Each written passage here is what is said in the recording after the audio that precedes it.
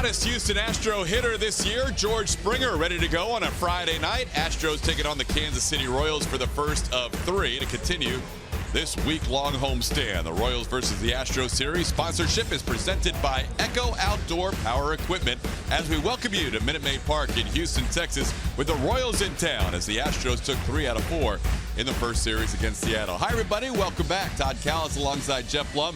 Glad you can spend part of your weekend with us. And Blummer, when you look at that first series, 3-1, solid pitching, offense, okay. The offense was okay, but they're going to take that 3-1 start to this April because we know how awful last April was.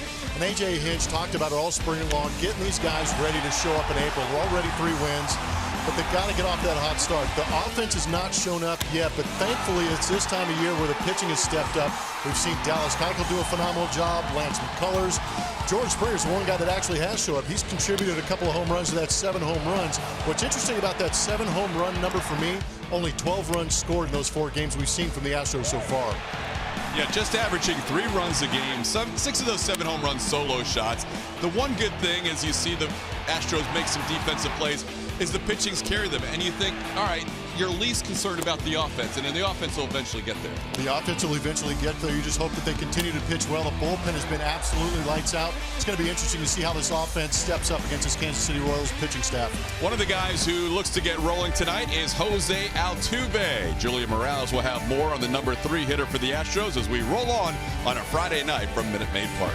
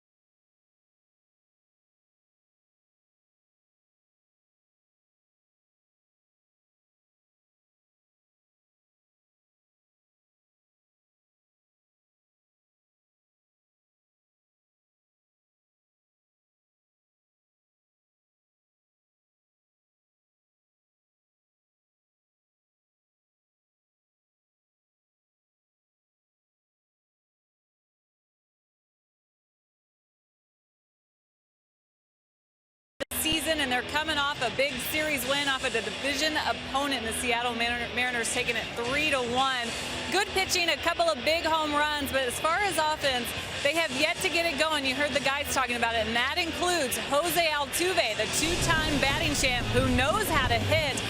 but he was 3 for 17 against Seattle.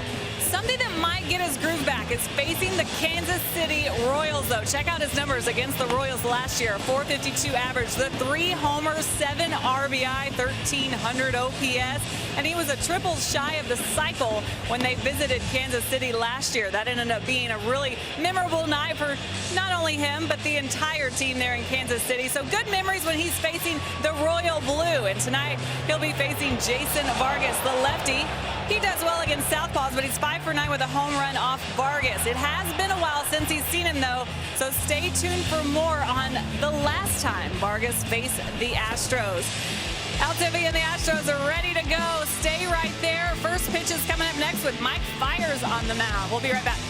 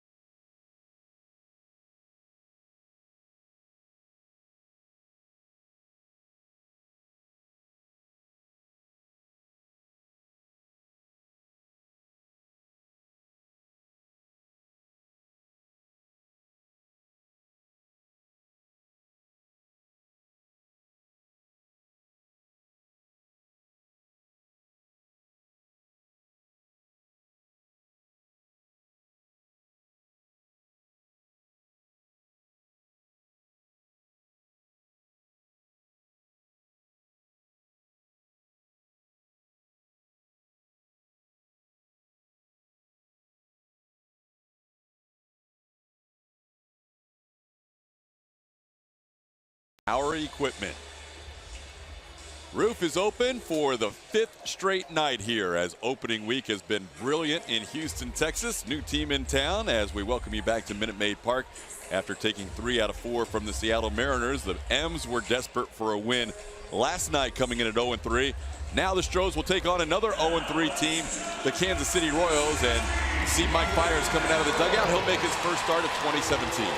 Yeah, kind of worked himself into that rotation with Colin McHugh going on the disabled list. But this is a real opportunity for Mike Fiers to go out there and prove that he belongs in this rotation. He got roughed up a little bit last year, but he is working himself back. What's interesting about some of the numbers for me on Mike Fiers is his ground ball rate actually went up last year and the fly ball rate went down. And why that's interesting to me is because he's a fastball pitcher, usually pitches with that fastball up in the zone, and sometimes that has a tendency to fly out of the ballpark and get a lot of fly balls. There's a good look at his repertoire and the batting average against it. You see the velocity isn't enough for me, at the top of the zone to start blowing guys away. So he's got to be able to locate and look for him to try and work in that breaking ball. If the curveball is working well, he will have himself a good night. But along with those numbers I told you about, with the ground ball percentage going up, fly ball percentage went down. The one thing that did go wrong, and you see those high opponent averages, the line drive rate went up. He was pitching more in the zone. The walk rate went down, but at the same time, a lot of those pitches in the zone were getting hammered. What about the splits when we go back to 2015 and 2016? Yeah, it was a great 2015. It had that no-hitter right here at Minute Maid Park in 2015. It really earned that right to be in that rotation. But the fastball slugging percentage was down, but he was doing a great job of working the top part of the zone and the edges. The breaking ball was working good, but we know when he gets down to that 2-strike count with the elevated fastball, he offsets it with that split-fingered fastball. Here's the lineup he will face tonight. A Royals team coming in struggling. They scored just 5 runs in the 3-game series against the Minnesota Twins. Alex Gordon leads things off. Mike Moustakas is the third baseman batting second. Lorenzo Cain is the center fielder. Eric Hosmer, Salvi Perez, Brandon Moss, Paulo Orlando, Alcides Escobar, and Roland Mondesi round out your starting lineup. Astros wearing the orange on this Friday night. Mike Fiers will make his first start of the season. He'll be the final man on the Houston opening day pitching staff to get a chance to pitch here in 2017.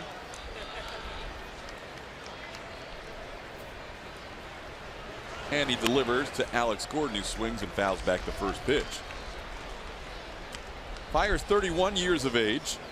Plummer broke down his numbers from last year, coming off that career high 11-win season and 30 starts.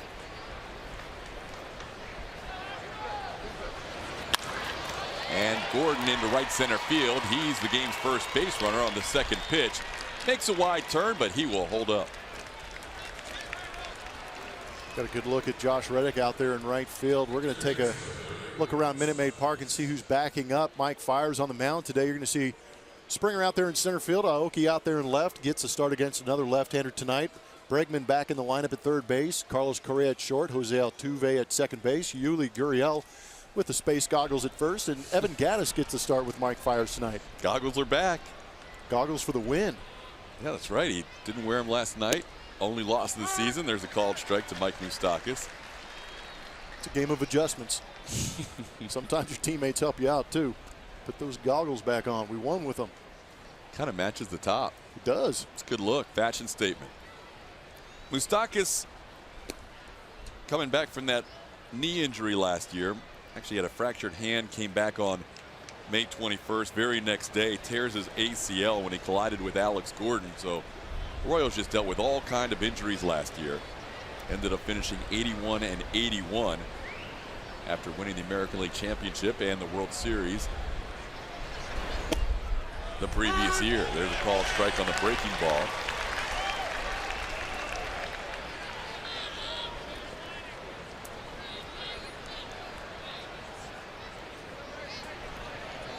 Moustakas, one of the few Royals doing damage against Minnesota, 3 for 8 with those 2 home runs.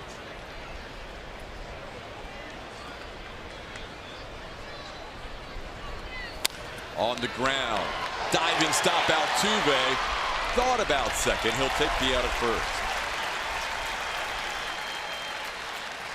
Shift employed, worked to perfection. They're not in that shift. Altuve's turning around looking for a cutoff, but he's in just enough area over there to lay out. Thought about getting that lead man at second base, and you're going to look at a good effort by Altuve on our Mattress Firm Supermo. Good decision. Take the out when you can. Heard Julia talk about Altuve before the game, and the one thing A.J. Hinch continues to emphasize is this guy's not bringing his at-bats to the field. And I think that's part of the maturation process, because when I first started the job in 2013, he was a bit of a mess in the infield sometimes. He would take those at-bats out there, but he worked hard on defense, not only just to get better, but he also learned to separate the two. But then you go out and get 200 plus hits, and my defense would be better too. He has been very solid defensively in the first 5 games of the season. Here's the 3-hitter, Lorenzo Cain. Takes a pitch away for a ball and fires down in the count 2-0.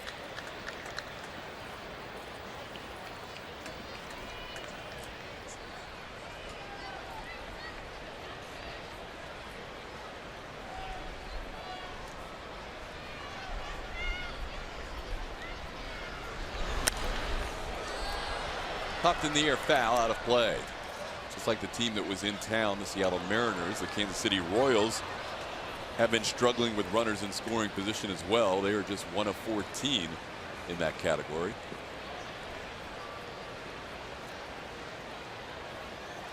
Mariners had just 2 hits for a while and picked up a couple late in that game last night in the 9th inning to pick up a 4-2 victory and escape with 1 win out of the 4-game series.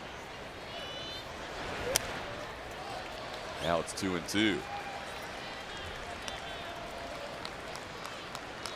Talked about the velocities of Mike Fiers, maybe 89.5 miles an hour he's averaging, but he also works on deception, does a really good job of hiding the baseball for a very long time. Really stretches that glove hand out in front and then comes right over the top with that arm. Sometimes it's tough to pick up.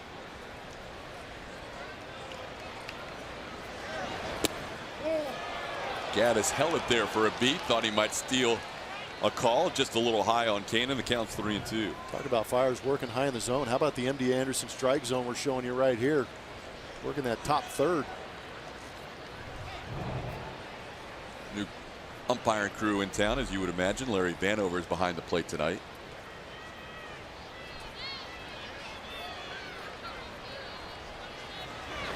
And a swing and a miss on the 3-2 fastball as he gets Lorenzo Cain for the strikeout. Fastball looked like it jumped out of the hand of Mike Fiers. Good location too, up in the zone. Got Lorenzo Cain to chase, but late life with 91.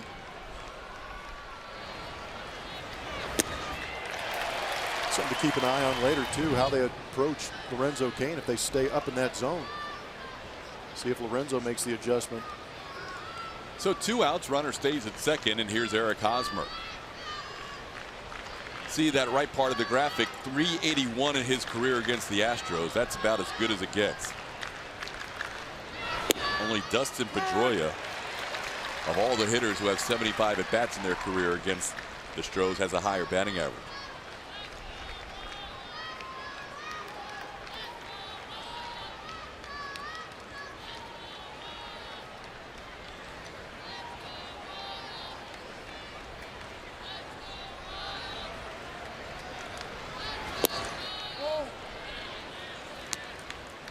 Pitch misses away, 1-1.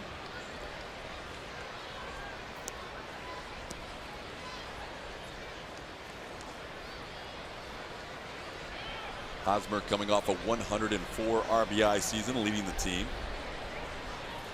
One of the few in this lineup that stayed healthy primarily during the 2016 season. That's a called strike, 1-2. Perfectly located backdoor cutter.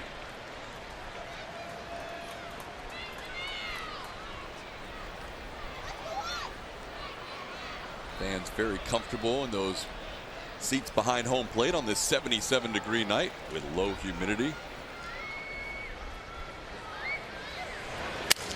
Breaking ball foul towards his dugout. Hosmer broke his bat on that, but it's interesting to watch him attack that pitch up in the zone. He likes the fastball up. He likes those pitches up in the zone, which is uncharacteristic for a left-handed hitter. Typically, left-handed hitters, even the switch hitters that move over to that side of the box, like the ball down. But you can see he likes getting those hands above the baseball. That ball was almost in the glove of Gaddis when he took that hack. Yeah, that was neck high and late. See a little bit of a breeze from right to left field. Wind hasn't been too big of a factor in this series, or excuse me, in this season. This is a new series. But after being in West Palm Beach, I guess the wind is going to look tame no matter what happens. That's a great point. Hitters love getting out of that ballpark. Especially the lefties. 1-2. Just misses inside. Fiers started to head to the dugout. It's 2-2. See how Fiers felt about that pitch. Another look on our strike zone. See if he caught that inside corner. Maybe just the edge. But that last little cut didn't convince Larry Vanover that was going to be a strike.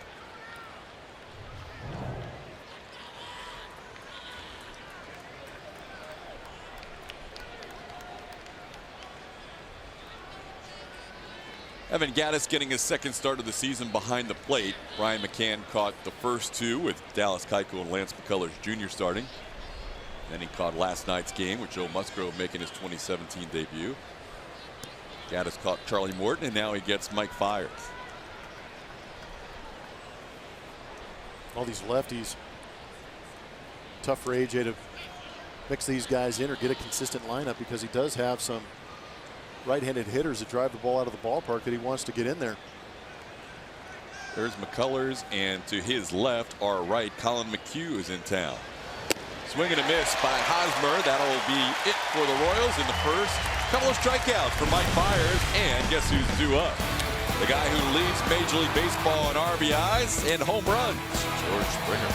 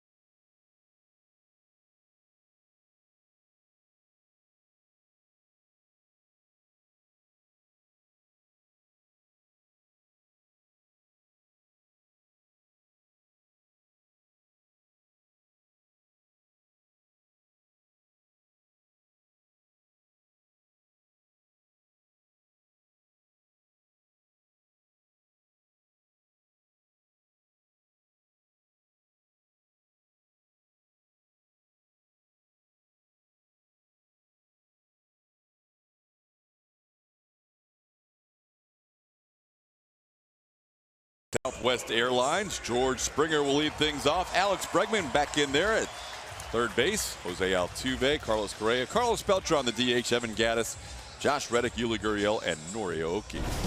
George Springer is the leadoff man, but only in the sense that he leads off ball games in that #1 spot for the Houston Astros. Has the ability to drive the baseball out of any part of this ballpark, any other ballpark for that matter. He has that much pop. He's been good in the clutch. He's been good with guys on. And the leadoff man is leading, like Todd said, everybody in home runs and RBIs out of that leadoff spot. Only a leadoff man in label. Yeah, he's putting up huge numbers early on for a team that only has 12 runs scored this season so far through 4 games. Springer has driven in 7 of them. George joins only 2 other Astros in team history with those numbers through 4 games as he sends one foul right in front of the crowd down the right field line. 0-2. Alex Bregman waits on deck. You have to go back to 2002. Lance Berkman started out the season, first 4 games with 3 home runs and 7 RBIs. The exact same numbers as Springer. And the year before that, Richard Hidalgo got out to a torrid start through 4 games. 3 home runs, 11 runs batted in. Dimelo Doggy. Good teammate.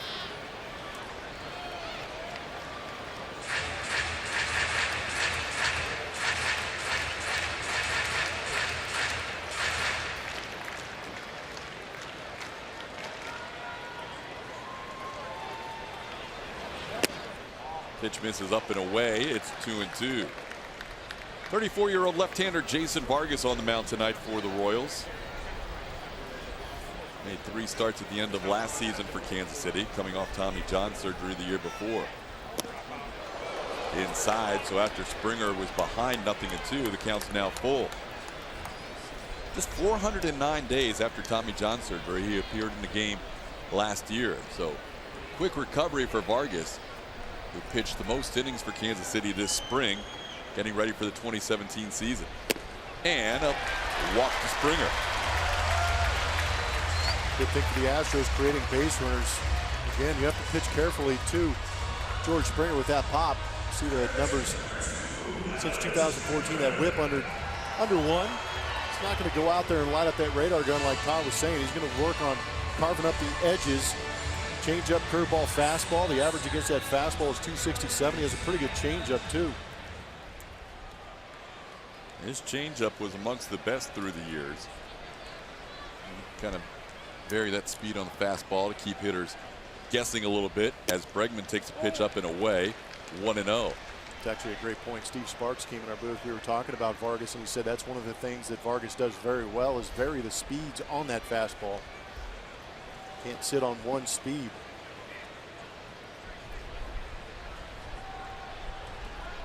He's their number 4 starter in the rotation as they had a day off in Minnesota. This is just their 4th game, Astros 5th game.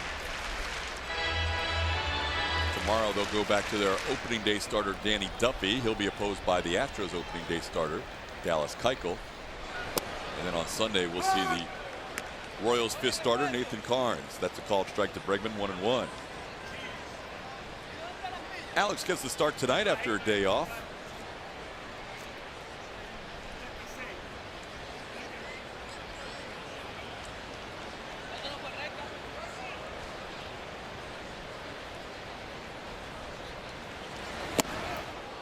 Another nice job filling in for Alex Bregman. Marwin Gonzalez hitting a home run. Gonzalez has 2 home runs on the year last night, contributing in the 3rd inning to lead off the inning and give the Astros a 2-1 lead. There's Marwin.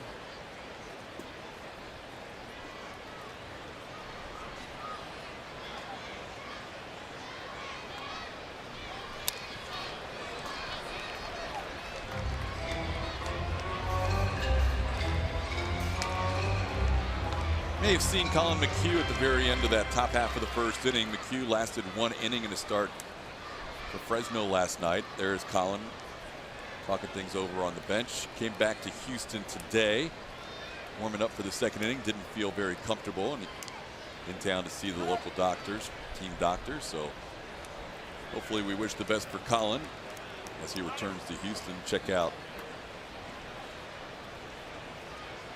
make sure he is healthy moving forward. Find out more here as the weekend and next week progresses. Defensive swing, but Bregman stays alive. 1 ball and 2 strikes. Yeah, but I think that's what Vargas is going to do, is just kind of live off the edges, and you kind of leave you in limbo wondering if it's going to end up being a strike or not. You got Larry Vanover back there, might be a little aggressive with that right hand. Just don't want to leave it in the hands of the umpire, especially when you're facing a guy like Vargas. He's going to give you some pitches to hit. Bregman's done a pretty good job early this year of 2 strikes, staying alive, foul balls, working the pitch count. Yeah, he's proven to be a not so easy out up there. He's not shy. The swing is compact. The head doesn't move. That tells me he sees the ball early. He sees it for a very long time. He's very direct and quick to the baseball. That time he was fooled by the change as he misses. It's a strikeout for Vargas. 1st out of the inning, and the 1st strikeout for Jason Vargas. There you get a good idea of how good that changeup is, and it looks like a circle change from that view from center field. Same arm action, and that's what hitters are keying on sometimes, is how is the arm coming through. And if the arm looks like a fastball and the pitch is not a fastball, you see swings like that. Here's Jose Altuve. You see what he did against the Royals last year.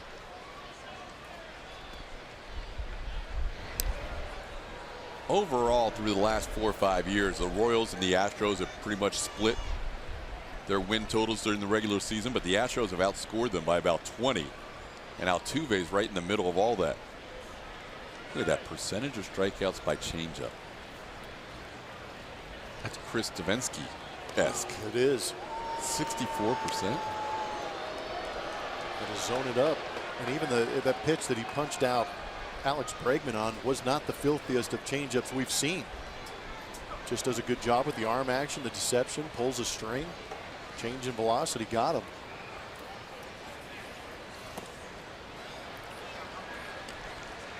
Breaking ball misses to Altuve, 1-0.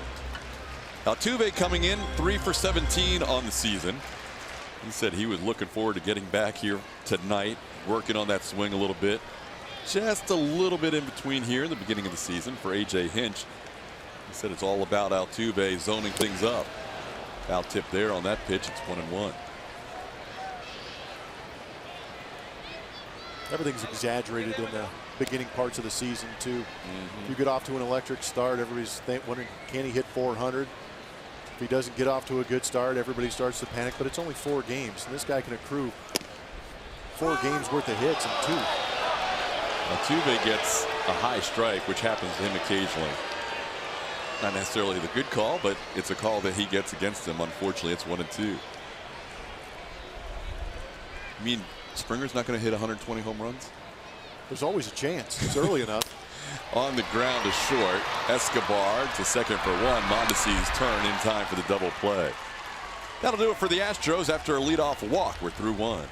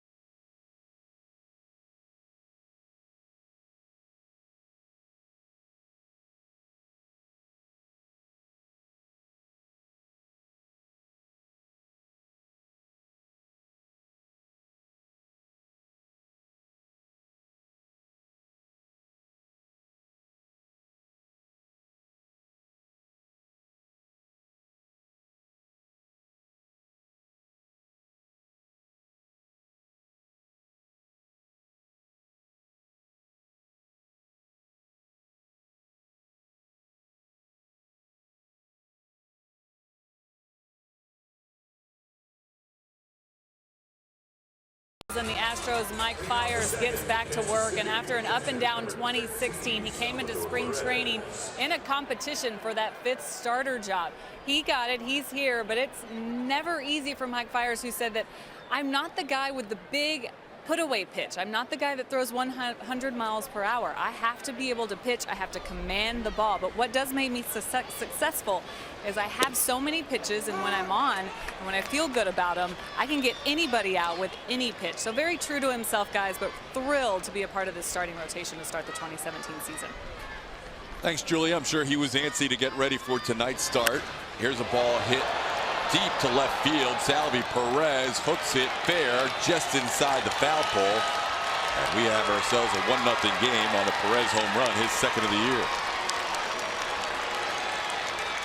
It was an elevated heater. I'm not even sure if that caught the strike zone, but Salvador Perez jumped all over it. He had been 0 for 6 in his career against Fiers prior to that home run. He put a barrel to this pitch. See if it is up out of the zone. Yeah, it was. Salvador Perez is not a small human. Big, strong kid, gets on top, hammers it. So the Royals jump on top first.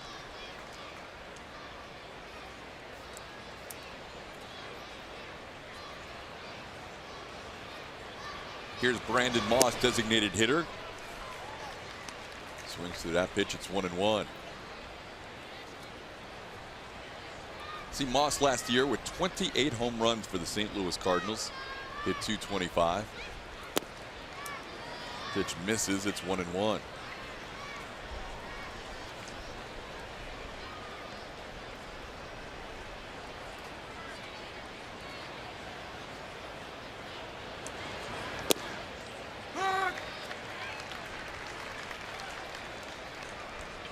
Kind of a big season, you would think, for the Royals in the big picture.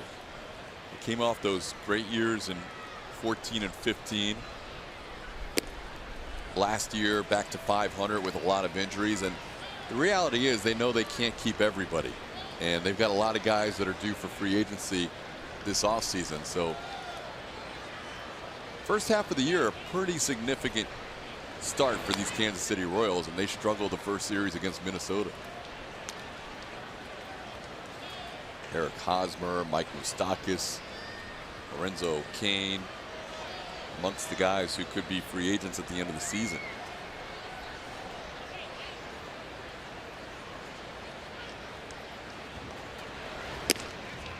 The 3-2 pitch misses up and away, and Moss draws a walk.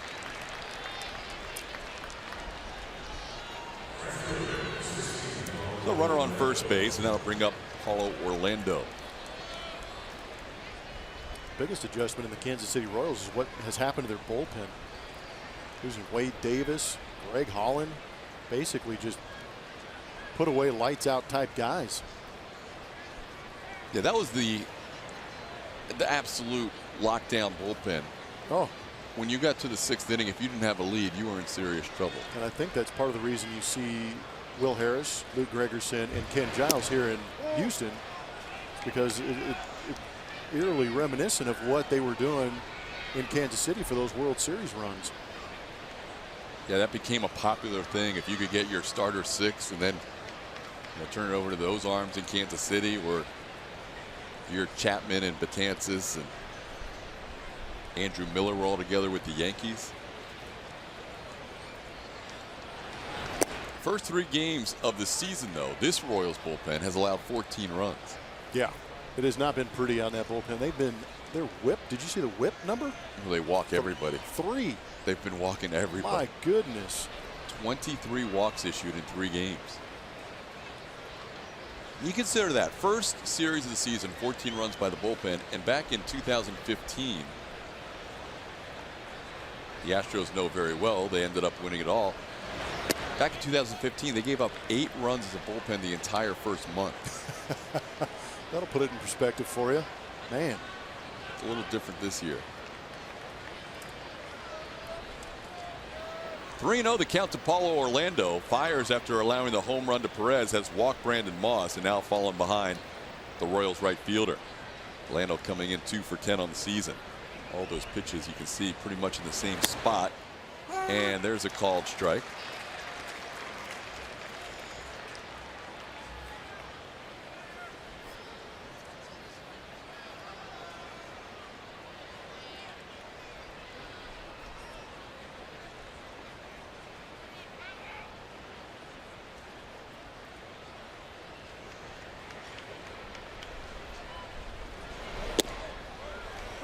And Fiers comes back to make it a 3-2 count.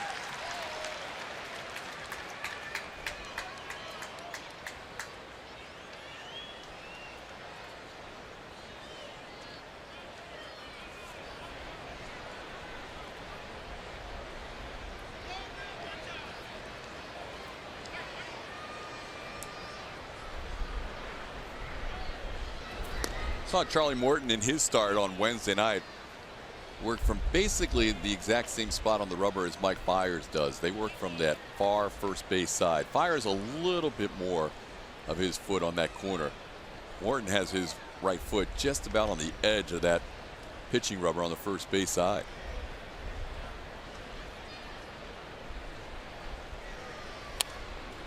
The 3-2 pitch is fouled back. See with that strike zone, gradually working himself back into that strike zone. Works with that 4-seam fastball. With that rotation on the 4-seam fastball, has a tendency to plane out like we talk about, stay on the same plane as it leaves his hand and goes through the strike zone. But with his delivery, I've got to imagine if he's not really on top of that baseball and driving down towards home, you're going to see some pitches left up in the zone. Just barely stayed alive. Foul ball. Good changeup and a 3-2 count. That had pretty good movement. Just got a piece.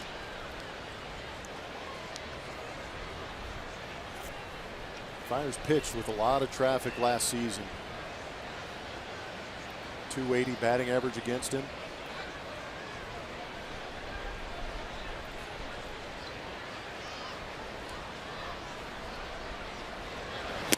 Swing and a miss. May have gotten a little chase there. It works out in Fiers' favor as he picks up his 3rd strikeout.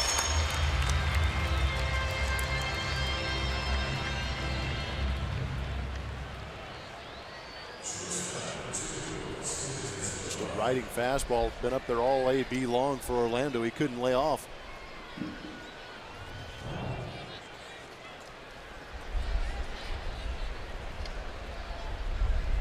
Now bring up Alcides Escobar.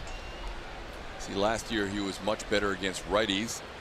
Off to a 1-for-10 start this year. He hits one deep down the left field line, but this one's hooking further than Perez's hook. And it goes foul. Salvi Perez hit a home run just inside the foul pole. That one hooked about 20 feet outside the pole. Just a long strike. Good crowd gathering on this Friday night. Strozone in effect. Big and bright Friday nights tonight. First fireworks show of the year in store after the game.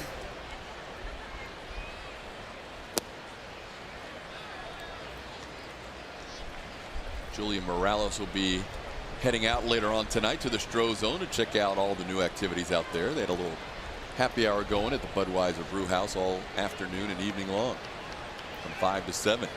She gets to do all the fun stuff. She does. Called strike, 1-2.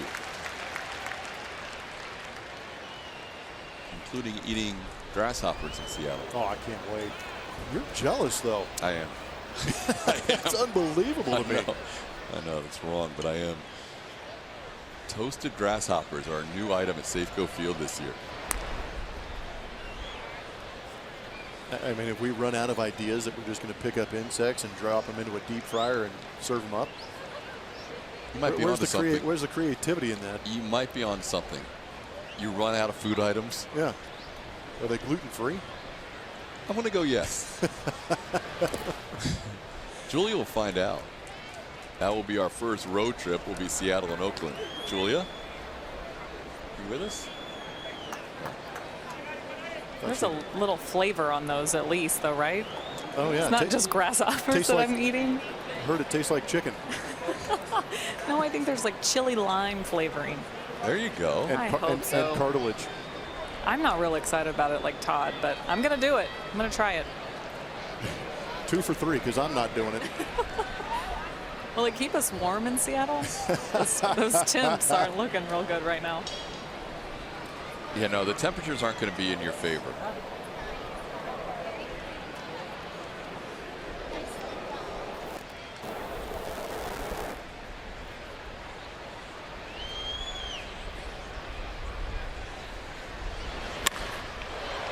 Reaches out and hooks one down the left field side all the way to the wall in a couple of hops. Escobar has extra bases.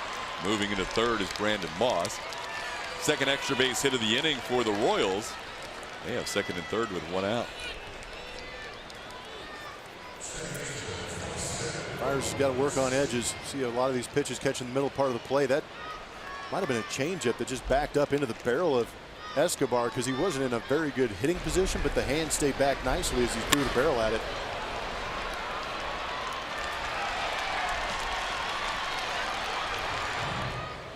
Well, the Royals threatening again after the leadoff home run by Salvador Perez. And with one out, the Astros will bring the infield in.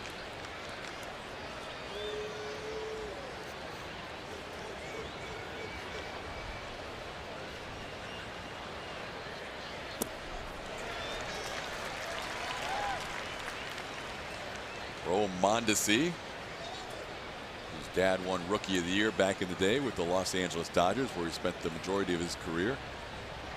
Mondesi, switch hitting second baseman. His dad was a powerful outfielder, strong arm, strong bat, breaking ball in the dirt, 1 ball, 1 strike. Played against his dad. He had some skills. Some mad skills. He had an absolute rocket launcher on his right shoulder. But he could buggy whip some baseballs out of the ballpark too. Run. He was a pretty good athlete. Yeah, he had a lot of tools. Roll Mondesi. Not quite as fast as his son, though. No. This kid can flat out fly. Different build. And Mondesi down to the count 1-2. There is Raul Mondesi. Major League debut last year.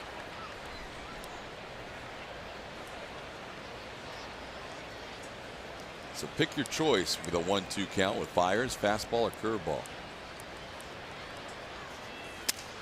Liner on one hop. Altuve makes the play. They have Moss hung up between third and home.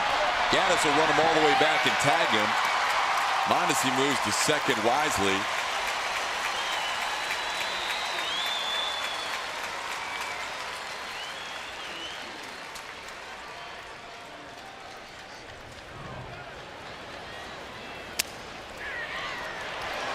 With one out, you're going to see a lot of runners at third base be told to go on contact, and I think that's why Moss got hung out to dry. Even with the infield in, you're going to force the defense to make a play. And he was off with the swing of the bat. His job right there is just to get in the rundown long enough to let the runners advance. Escobar makes it to third base. Mondesi makes it into second base easy. So it's basically the same situation with different runners. After the out, force out goes Altuve to Gaddis. Mondesi on second, Escobar on third. Here's Alex Gordon. Called strike, 0-1. Gordon singled his first time up.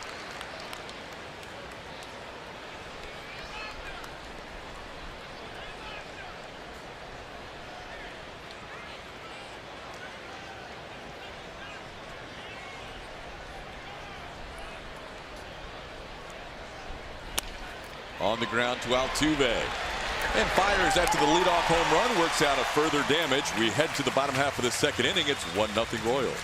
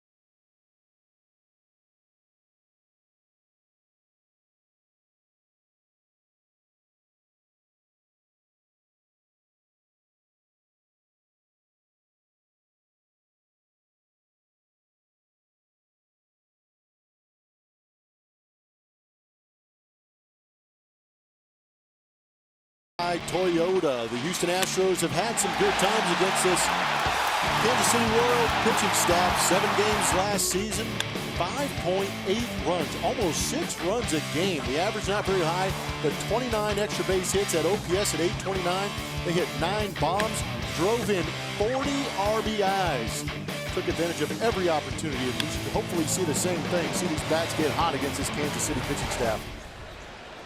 Well, let's hope so, because so far we have not seen the vaunted Astros offense we were expecting. And again, like Blummer said, everything exaggerated the first week of the season as Gray takes a called strike, 0-1.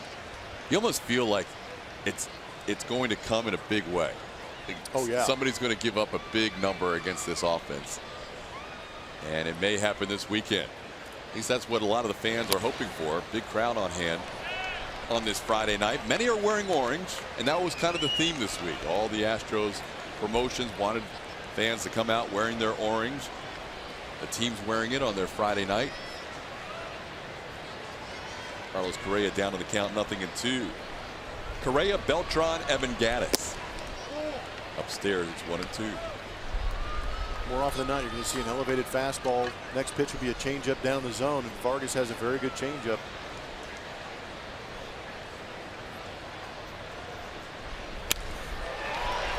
Softly hit towards the second baseman Mondesi, and he puts it away for out number 1 in the inning. You can get single game tickets for the 2017 season and watch your Astros take on all the top AL teams like the Yankees, the Red Sox, the Rangers. Visit Astros.com for more info or call 1-877-9-ASTROS. Carlos Beltran gets a nice hand as he digs in, hitting right-handed. He has had some success in his career against Jason Vargas. 4 for 9, including a home run.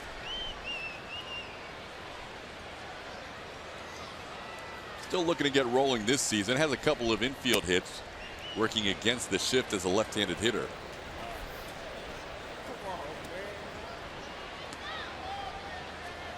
These guys might be hanging out in the right spot. Some Astro Crawford box bombs. Carl Landry, former Rocket. How about that? Here at the ballpark. Broken bat, but it's going to fall in for a base hit. So Beltran has the Astros' first hit of the evening. A little flare into center. And he's still going for that real estate license. Location is right. everything to what he's been doing with his bat, because it hasn't been crushed off the bat of Carlos Beltran. He's still getting hits, just finding the right places to drop those knocks out there. Real estate license. I like that. Well, he hasn't been in town for a few years, so he's kind of learned the area again. 2004. Place. Yeah, the exit velo has not been on point yet, but the hits have been coming. Here's Evan Gattis. He's overrated exit velocity. This guy, if you want to look at average exit velocity, other than Springer, first 4 games, it's probably been Evan Gattis. I agree. He's hit the ball hard all over the field. Takes a changeup down low for a ball 1-0. You mentioned how good Vargas is with the changeup, and you can see he goes to it at any count. And you said that was a pitch you struggled with. Is it all about arm speed when a guy shows that arm speed coming through, as long as he's consistent? Yeah, if a guy has good arm speed and throws it out of the same arm slot and delivery release point area, it's tough to pick up. Gattis up the middle. He had no problem with that pitch. Base hit into center. Back-to-back hits for Carlos Beltran and Evan Gattis. And if you're a hitter that likes the fastball, seeks the fastball, you're going to get a changeup, because it's similar. It looks similar out of the hand. It doesn't slide or cut. There's not a distinct rotation to it. There's your exit velo right there off of Evan Gattis. He's been on point. I asked A.J. Hinch before the game about Gattis 6, Gurriel 8. He said there's really not much to it, other than he just feels like Gattis is swinging the bat a little better right now. So A.J. likes to tinker with the lineup a bit. He definitely pays attention to the numbers. He pays attention to attitudes. He knows when these guys are feeling good and when they're not. Josh Reddick against Vargas, takes a pitch for a called strike. Well, Vargas, as Plummer said, will not overpower you. That's right around his top fastball. 87 came in against Reddick, maybe 88 occasionally. If he needs a big strikeout, he might hit 90. In the air to right field. Coming on is Orlando, and he'll make the play. Beltran had to hustle back to second. So 2 outs, 2 on.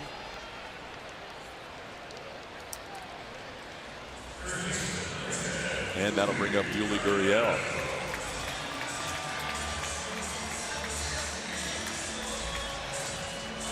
Yuli 1 for 12 so far to start the season. Has an RBI opportunity here to try and get on the board with his first.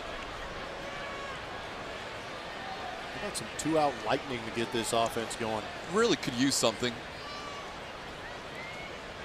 I think you get overshadowed a bit when you have another team struggling, and that's what Seattle was doing with runners in scoring position. So as long as you're winning games, your woes get overshadowed. But this is a Houston team that will score runs with this lineup.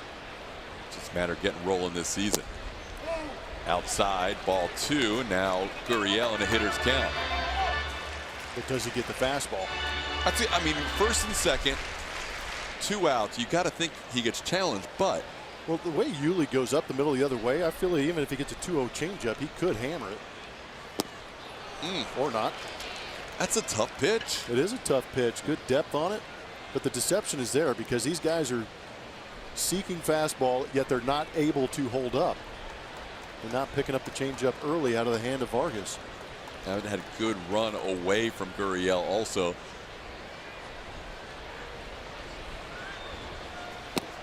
There's a strike, 2-2. Good mix. Well, Vargas knows he's been a guy who hasn't been healthy for a few seasons. 2014 his last full season. Basically 50-50. Fastball, changeup. I just ignore the curveball. Changeup. Came back from 2-0 and got Gurriel with the next 3 pitches. Through 2. Kansas City 1-0.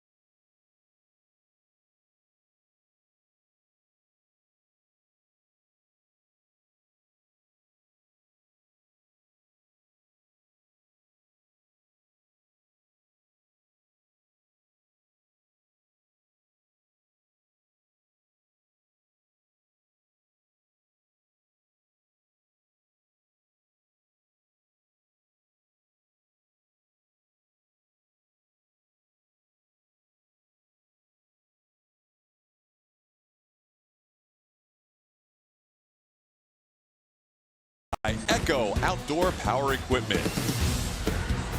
And by Southwest Airlines. Yes to low fares with nothing to hide. That's transparency. Dallas needs to open up a new wing of his sports room for all this hardware he's getting the last 3 years. I like gold.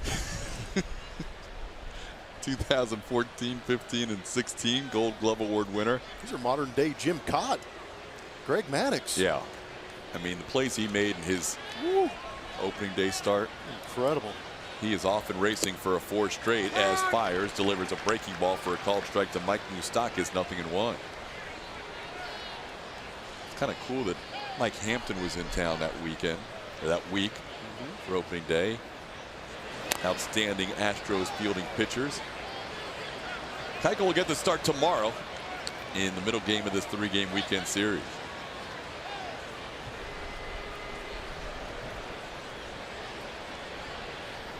Moustakas grounded out his first time up.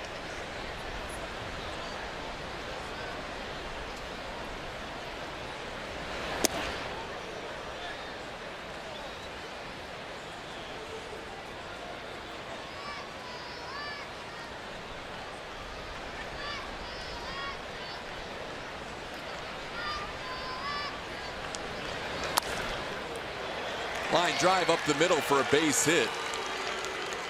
Royals have 4 hits in this game, and Moustakas a leadoff base runner.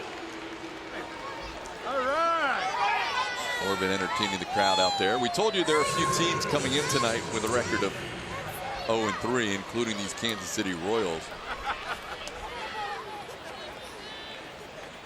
The other team in the Lone Star State, Texas Rangers, coming in at 0-3, but they are out to a quick start. They lost all 3 to Cleveland in their opening series at home. Here's the ball sent high in the air, left center field. Aoki gives way to Springer.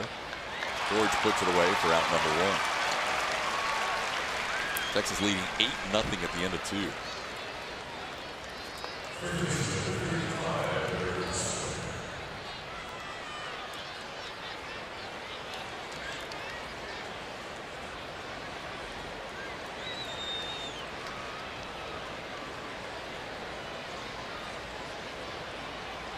1 out, 1 on, 51 pitches in for Mike Fiers in the 3rd inning.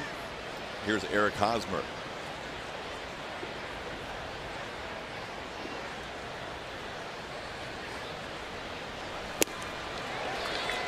Missed the fastball, 0-1. In that Rangers game against the Athletics, scored 3 in the 1st and 5 in the 2nd. Odor is off to a good start this year. He matches George Springer with his 3rd home run of the season.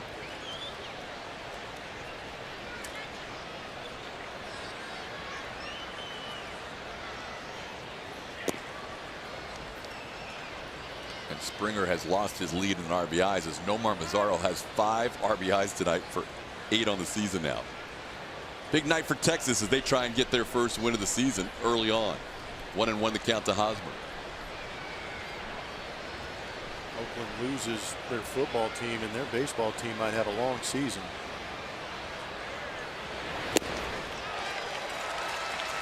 Yeah, it could be a tough year for the A's in the AL West. A lot of power throughout this division.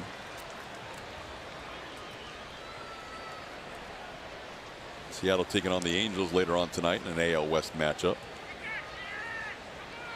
Oakland split their first 4 games against the Angels. 1-2 the count to Hosmer. Plays off. It's 2-2.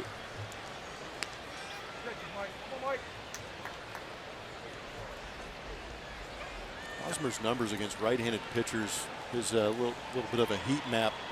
Up in the zone, middle, he is hitting 381, or he hit 381 last year. Up and away, he hit 286. Down and in, 167. What? Yeah. For a lefty. On the ground, Gurriel to second one. Relay. Gurriel starts it and finishes it with Carlos Correa in the middle. And that'll end the 3rd for Kansas City. As in the bottom half, it's 1-0.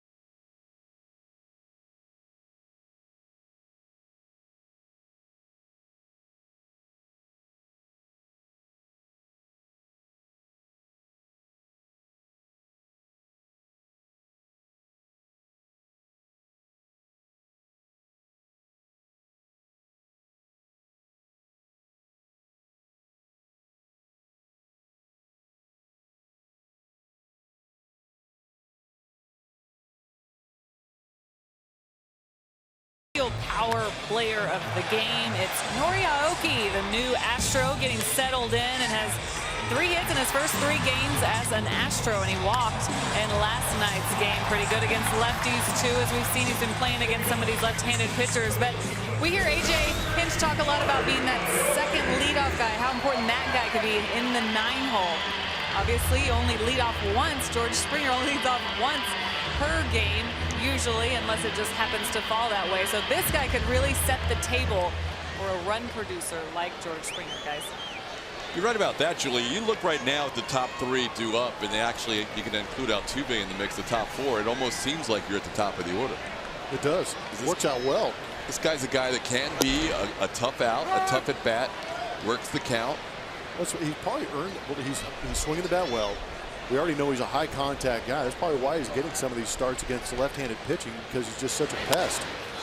This one in the air, slicing towards the crowd, but it'll stay in play. And Alex Gordon makes the catch against the fence for out number 1. So Okie retired for the first out. Julia was talking about George technically only leading off the game. Sometimes he'll hit third, fourth. Here you see him hitting second in this inning, but this season led off an inning 6 times. Keep in mind this is the 5th game they've played. Has hit 8 times with men on base, 4 times with runners in scoring position. So he's getting his opportunities to do some damage with runners on. Taking advantage of them too. He has off to a great start. See those season numbers. Walked his first time up.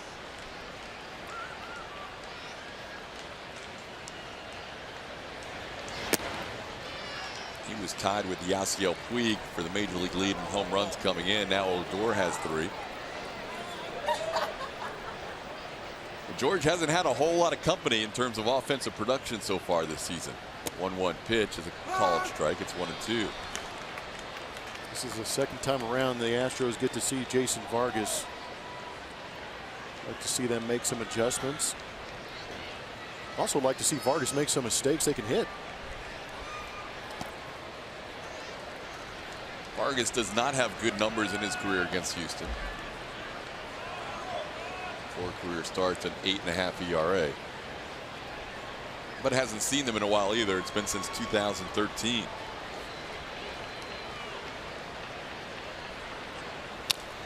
It's a little bit different ball club. Yeah. I would say. There's some of us around here that can attest to that. There's one guy in the lineup tonight who was in the lineup that season. Altuve? Yep. Jose Altuve, the common thread.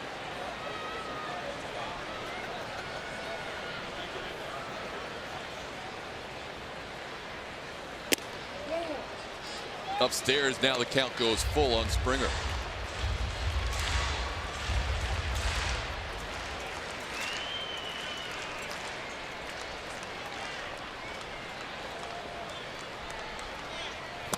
And he gets him on strikes.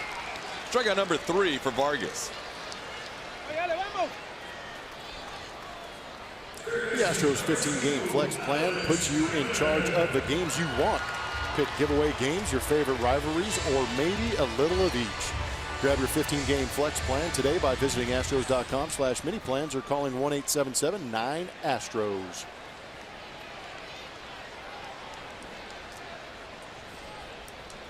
Alex Bregman, the hitter, takes a curveball inside for a ball, 1-0. Only 5 curveballs so far from Vargas. He's been primarily fastball and changeup.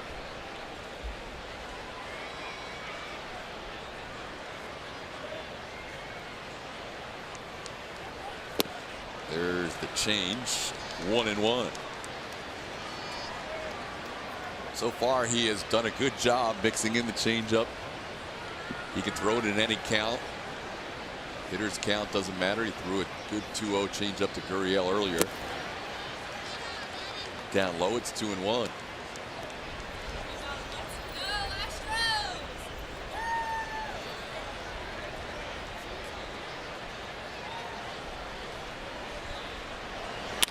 There's a base hit in the left field. Alex Bregman, 2-out base hit for the Astros. That's hit number 3 on the night for Houston. Finally got him a fastball he could hit. Fouled off a bunch at first, AB, before he got struck out on the changeup. Curveball, changeup, and now a fastball elevated. Bregman right on top of it. Places a nice line drive into left center field.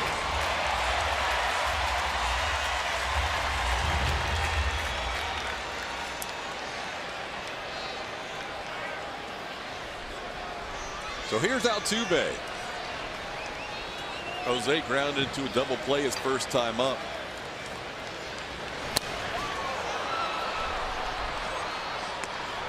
Altuve grounded into a double play in last night's game in a big spot. Kind of spun his wheels coming out of the box, but the Astros have the bases loaded and nobody out in the 5th inning. Leading that game 2-1 at the time and a chance to really do some damage against Ariel Miranda. But a double play where Altuve kind of slipped coming out of the batter's box. And Houston failed to score in that inning and wouldn't score the rest of the game. 1-1 the count to the man who hit .338 last year. 3 straight 200+ hit seasons. You see he has good numbers against Vargas in his career.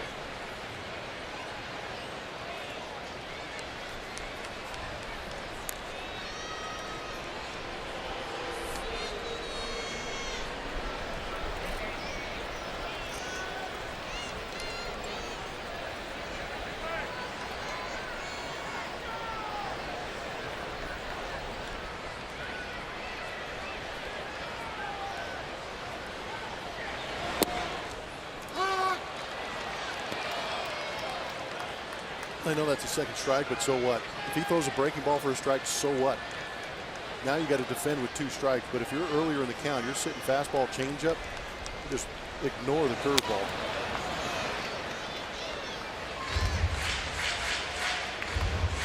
Jason Vargas been with Kansas City since 2014. Done a good job getting swings and misses so far tonight. Many of those on the changeup. He's allowed 3 hits, all singles. He's also walked a batter, struck out 3. Bregman on the move, swing and a miss. That ends the inning. 4 strikeouts for Vargas, and we're through 3. It's 1-0 KC.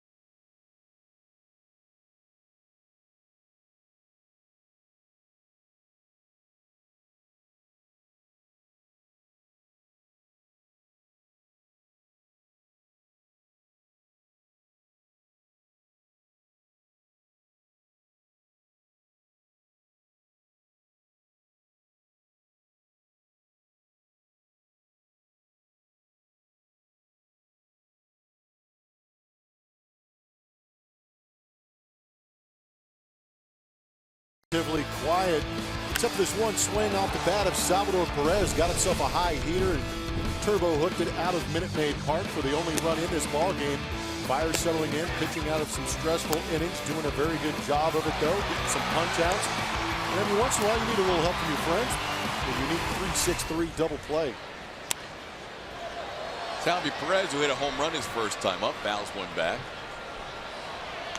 There's just a couple blips this season defensively, but for the most part, the defense has been really solid first 5 games. And namely, Yuli Gurriel.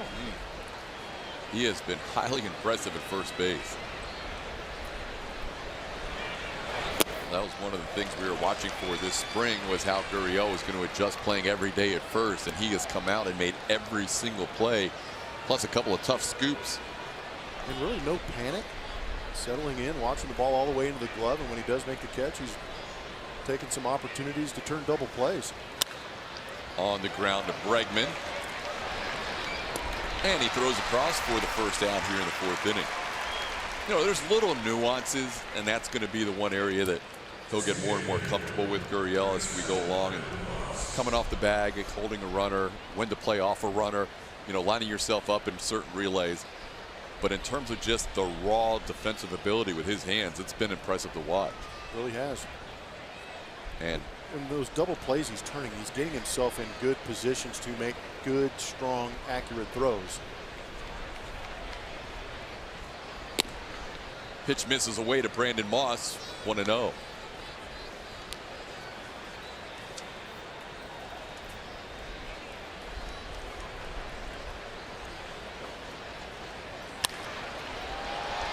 in the air that's going to drift. And Bregman's got a shot at it now and misses it. That ball looked like it was going to drift into the crowd, and then it kind of came back. Having played a lot of games at third base here, and this is a little bit different situation because when I was playing here as an Astro, we didn't shift as often as the Astros do now, and Bregman is playing shortstop. It's a miracle he made it even over to the wall right there to even have an attempt. But I noticed when the roof was open, foul balls in that direction had a tendency to drift back onto the field. It looked like that ball was over the stands at one point. I had given up on it because it went out of our eyesight, but as it came down, it came back down in a totally different trajectory. But I've learned early in my career here that you cannot give up on a foul ball towards the stands. Gurriel will flip to his pitcher Fiers for the second out on the ground ball by Brandon Moss, and there's 2 away. 7 of the 11 outs so far for Fiers have been ground ball outs. That's something that last year 44% of his outs were ground ball outs, the highest of his career. There's a pretty big jump too. I think it's a credit to that split finger or that changeup that he has that stays down in the zone. It's typically guys that throw a four-seam fastball mid-thigh and up in the zone usually get popped up or driven out.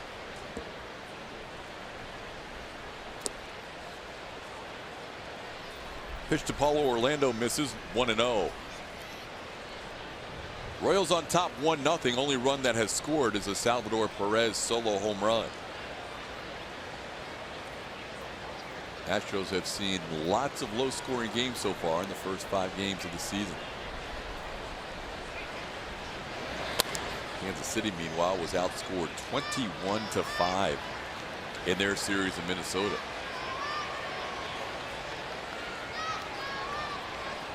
14 of the 21 runs came in the 7th inning, so that has been the cursed inning for Don Wakamatsu and the Kansas City Royals.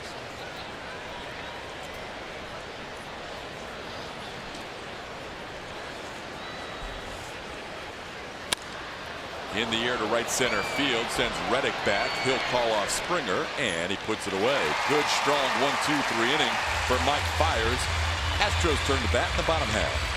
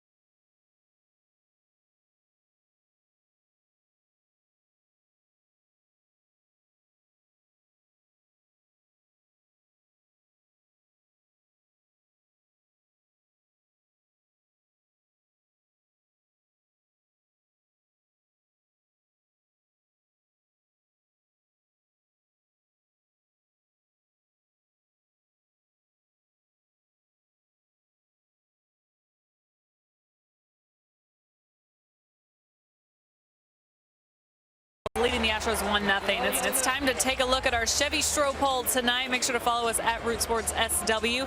Which American League team is the Astros' biggest competition for the AL championship? Is it the Red Sox, the Indians, Rangers, or the Yankees? Indians, the defending AL champs. We'll tell you who wins later in the broadcast. Guys. All right, Julia. Carlos Correa leads things off. Takes a called strike, 0-1. Do you have any early favorites in that poll? Indians got out to a great start. I was going to say it's going to be 1A for the and 1B for me. It's the Indians, but for the Astros to get to the Indians, they got to go through the Rangers. And they finished the season in Boston. Yep. They may be one of the tough teams this year in the American League. Tell you what, they'd really like to clinch something before they have to have that count, because you're going to run into some serious pitching and pretty good offense up there in Boston. If for no other reason, it's better to clinch at home. A. B. The celebration in the Fenway Visitors Clubhouse. Good point. With extra players in September. You might as well celebrate in the booth. Here's the 1-2 pitch, rip but foul. It is as small as it gets around baseball for the Visitors in Boston. 1-2 the count to Carlos Correa. Yeah, the two places a visiting team does not want to clinch is Chicago, Cubs, Wrigley Field, and Fenway Park. Towards the second baseman, Mondesi. He makes the play for out number 1 here in the 4th. Last time Jason Vargas faced the Astros was September 13th, 2013. The Astros won that game. How was that lineup? Cody Clark got his only big league hit. He's out there in the bullpen for these Kansas City Royals now. But that was an interesting day, and I'm sure Julia remembers that day fondly. I do. And you know what about Cody Clark, who is in that Royals bullpen and enjoying retired life as far as the playing side of it, because he didn't win a world championship with that team. But the team was so excited for him to get that first hit. He's one of those good guys that came up in the minors, played in the minors forever, finally got his chance to play in the big leagues for just that September, really, and got that first major league hit. A huge day in that dugout and clubhouse. I do remember that well. Feels like just yesterday, doesn't it? Oh, man. That was a long yesterday. That lineup being so much different just goes to show how far this team really has come, though, and how many players Jose Altuve has played with in the last few years. He's been the constant, though. So it's just interesting to look back on where this team has been and where it's going. Beltran on the ground to short. Escobar makes the play, 2 outs. Altuve hit a home run in that game. It was a 9-7 victory. Dallas Keuchel was the winning pitcher. Matt Dominguez hit his 20th home run in that game. Am I the only one that's going to point out the obvious of that game? Oh, go ahead. You want me to? How about if I tee you up? Okay. The Astros record at the end of that game was 51-96. What was their record at the end of the season, Todd? Fly ball to center field. That'll do it in the inning. Thank you, Evan. Man. We'll tell you more when we come back. After 4, it's 1-0 KC.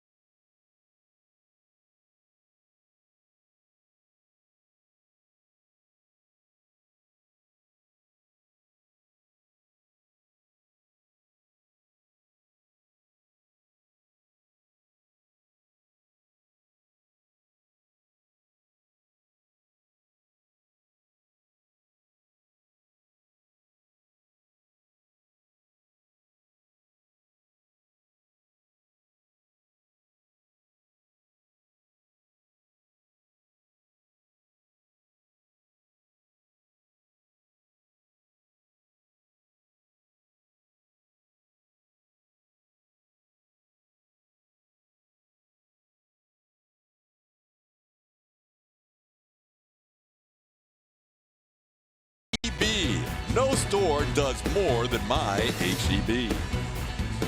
And by Southwest Airlines. Yes to low fares with nothing to hide. That's transparency. Mike Fiers has settled in, retired the last 5 he has faced as we begin inning number 5 here at Minute Maid Park in Houston, with the Royals leading 1-0 at the end of 4. You may have heard us talk about the last time Jason Vargas faced the Astros, September 13th of 13, and that was your starting lineup. And we mentioned Cody Clark had his first ever major league hit. It was to lead off the bottom half of the 5th inning. That would be the same inning Matt Dominguez would hit that 20th home run, which was a grand slam. But the storyline also was that 51-96 record turned into 51-111 at the end of the year. You guys broke in. Yeah, that was my first year in the broadcast booth. Julia's first year in the broadcast booth. Our producer Carl Patterson was the first year in the truck, and man, Julia got tested down the stretch. I did. You know, we had a great clubhouse, and the guys that came up and down that year, there were so many guys who made their debuts that year. Looking back, a lot of guys got an opportunity to play and got their first hits, their first wins, their first strikeouts. So that's the things that I like to remember about that season, just remembering those times. And the couple of guys that are still around, the Dallas Keuchel, the Jose Altuve, Marwin Gonzalez, that went through that, fought their way to better teams and better seasons. Bregman nicely to his left on a couple of hops, gets Escobar with a tag by Gurriel off the bag. Well, if the Astros get to the same place the Royals have been a couple of years ago, have a look at this play. Not an easy hop for Alex to pick up. Still not that far off line. Yuli Gurriel wanted to make sure that he caught that ball and got the tag before Escobar got to the base. If the Astros can get to the promised land and win their first World Series, it would certainly be sweet for everybody. But for the guys that lived through that 2013 season, my goodness, yeah. Winning as sweet as it is, but to do it after battling through 111 lost seasons. And then 2 years later, getting to the postseason, so close to taking out the eventual world champions in that 2015 ALDS. Well, how quick can a team change and the mentality change for a ball club and an organization? It's a great point as Gurriel makes the play. It's one thing to change the players, but to change the mentality and go from a culture that you had so many losses for those years and then turn it around and start winning that quickly. And Jeff Luhnow and Jim Crane, when they took over this organization, said, be patient. We are going to make this happen. We are going to give you a ball club that you can be proud of. And they've got one for the last 2 years. They've been very good. This is another year of high expectations, and that's what you want to have as an organization. You want to have hope, legitimate hope. Mike Fiers has started to settle into this game. A little rocky in that second inning. He used 28 pitches to get through the second and allowed a leadoff home run in that inning to Salvador Perez. But he gets a ground ball on the right side, and Fiers now has retired the last 8 in a row as he goes 1-2-3 here in the 5th.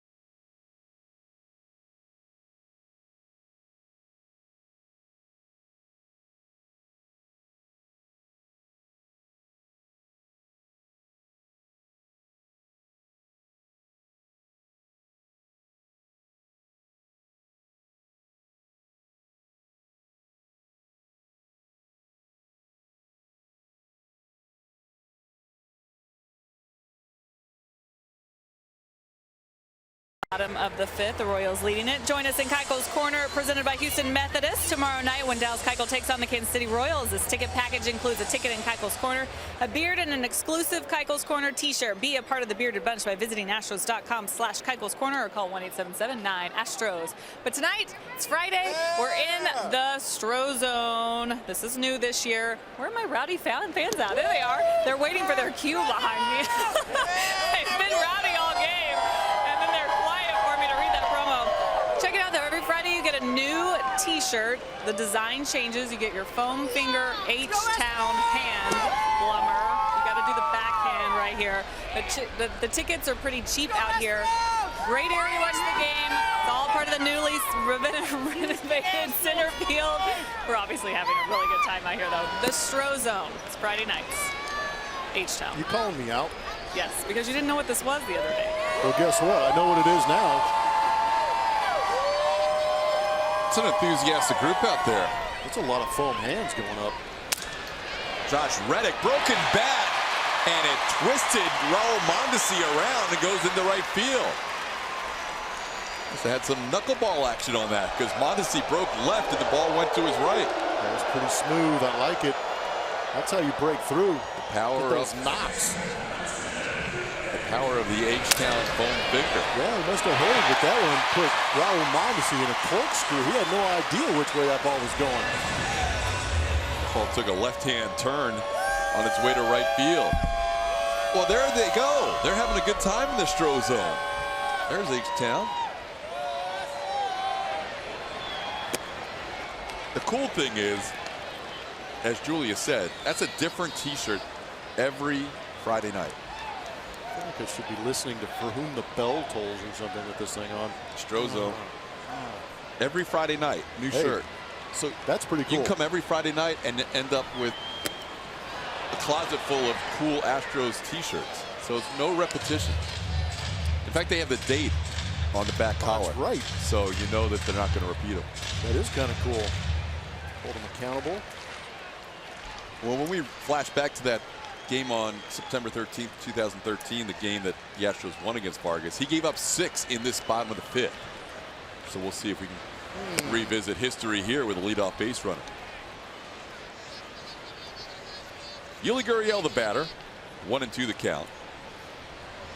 Speaking of giving up runs, the Rangers jumped out 8-0, and they're now leading 8-4. So Oakland starting to battle back. Chopper towards third. Moustakas gloves. Low throw. Reddick out. Out on the short hop by Mondesi. A.J. Hinch is going to want to look at this again. I agree. Moustakas spiked that throw to Raul Mondesi Jr. at second base. But Reddick was hustling. I wonder if the foot got in there ahead of time. Tough play on the backhand side. Momentum taking him towards that dugout. But that's a long hop to second base.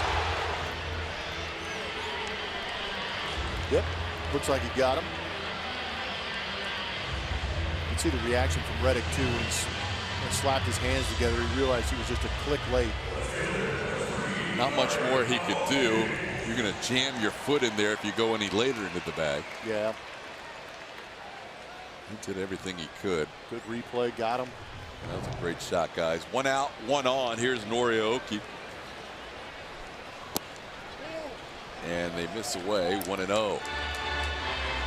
Oh, Vargas so far tonight has allowed 4 hits to the Astros. They have all been singles. Aoki flied out to left his first time up.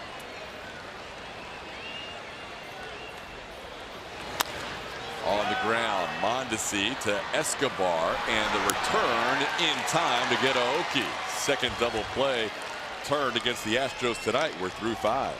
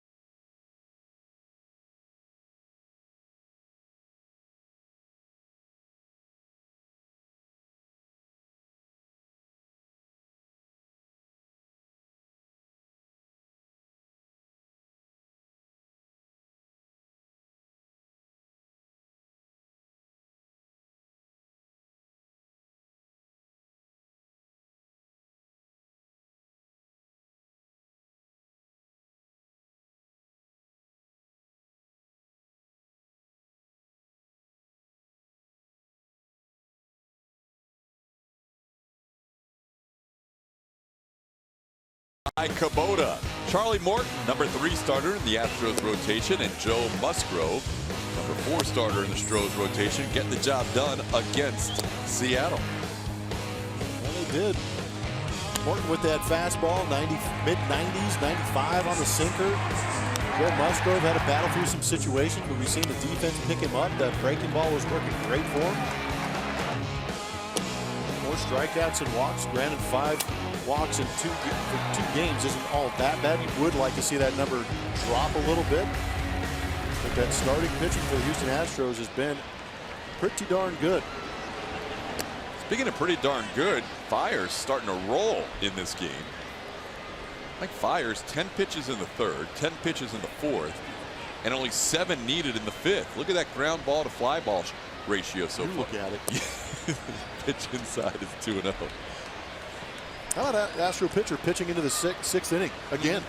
All 5 times. That's probably the most beautiful thing for A.J. Hinch, is seeing these guys pitching well and pitching deep. Pitch is inside, just missed the inside corner. Fiers looking for that call. It's 3-0.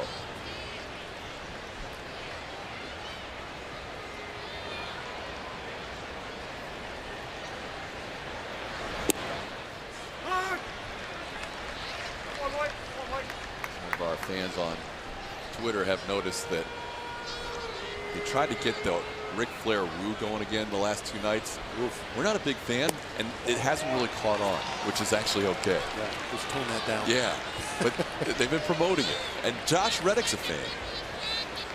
But the nature boy, Ric Flair. But we're going to take a look at our league leaders tonight, brought to you by Houston Methodist. Houston Astros on top with that 161 batting average against that pitching staff. That is a beautiful thing. They've been doing a great job. How about the relievers contributing on that end? A 111 batting average against Houston Astros bullpen. Those are great numbers to start out the season, which helps a stagnant offense right now. Absolutely. This team is 3-1 because of the pitching. And the bullpen has been outstanding. A little bit of a blip last night from Ken Giles, but he had 2 saves in the first 2 games. This is an offense that in the first 8 or 9 innings of every game has not scored more than 3 runs. Only time they scored more than 3 was that 5-3 13-inning victory where George Springer hit a walk-off 3-run blast. Pop up on the infield off the bat of Lorenzo Cain. And Fiers gets the number 3 hitter in the Royals lineup for the 3rd time tonight.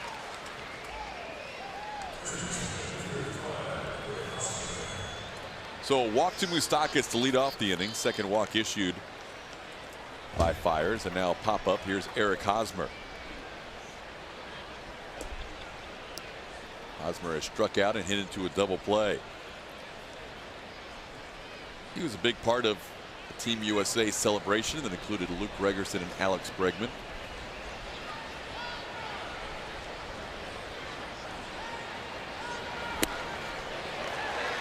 This is that pitch from Fiers, 0-1.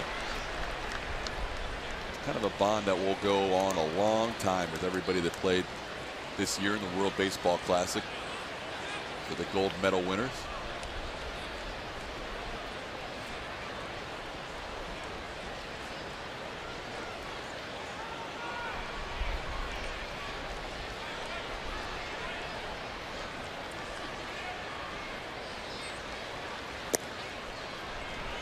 Pitch misses away to Hosmer, 1-1. Royals 1 run, 4 hits. Astros no runs, 4 hits. We have seen low scoring baseball at Minute Maid Park for the first 5 games of the season, and it's been perfect conditions. Roof open, which usually means a little more offense. Great hitters weather, but it's been pitching dominated by the Mariners, Astros, and so far tonight, Jason Vargas. Line drive to left center field. Base hit off the bat of Hosmer.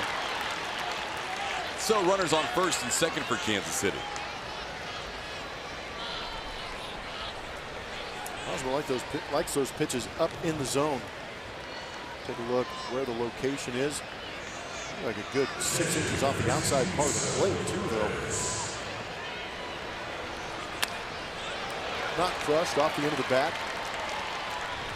We talked about his heat zone, a little bit different than most lefties. Yeah, it's bizarre seeing a left-hander who likes to pitch up in the zone. Does a good job of driving it all over the ballpark, but usually it's that down and in spot that gets raked by left-handers, just dropping the barrel.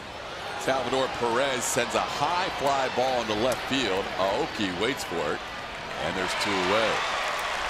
Aoki spent a year with the Kansas City Royals. This went against his former team, the Mariners, also playing against some of his former teammates tonight. 2 outs here in the 6th.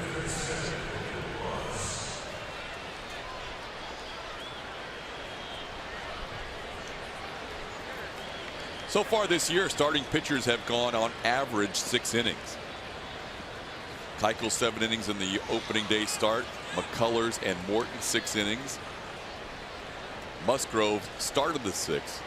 He was credited with 5 innings plus 3 batters, so all adds up to an average of 6. And tonight, Fiers 1 out away from getting through 6 as he delivers to Brandon Moss, who fouls 1 back. That's what you're looking for. With that bullpen, you get 6 innings out of your starters. Some nights will be more, but you'll take 6 quality innings. Yeah, you really can't draw it up much better than what the Astros starting pitching has done for this bullpen. We know they're good, and AJ's not afraid to go to these guys, but he doesn't want to go to them as often as he did last year. He wants to see these guys rested and use them in situations where they're going to go out and get W's. Fiers had a pitch count of 46 through 2 innings, and he sits at 86 now. He's thrown 40 pitches in the last 3 2/3 innings after 46 pitches through 2.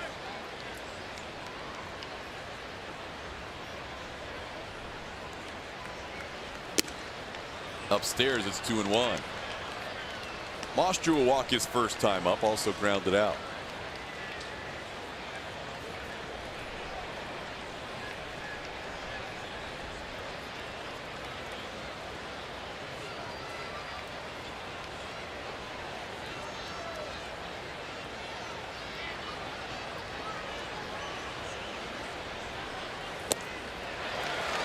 Now the count evens 2-2.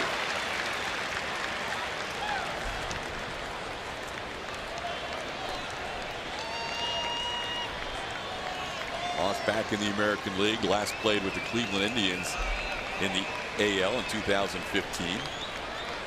Number of years with Oakland, 12, 13, and 14. So he's seen plenty of AL West time. Pitch misses inside, and now the count's 3-2. So with 2 outs, that means Moustakas off second, Hosmer off first. And a little meeting at the mound between Evan Gattis and the starter Mike Fiers.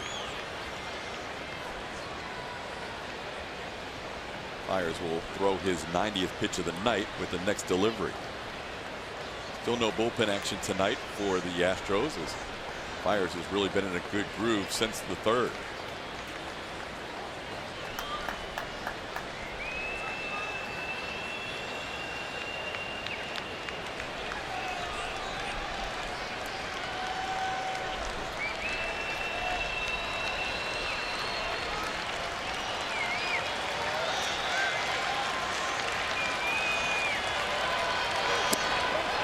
Upstairs, ball 4. Fiers not pleased. That walk loads the bases with 2 outs. There was a long conversation before that pitch between Gattis and Fiers, and I think they were trying to narrow down or make the case for what pitch they wanted to throw. Fiers was committed to it, but didn't execute well at all. Now he's got himself in a bit of a predicament.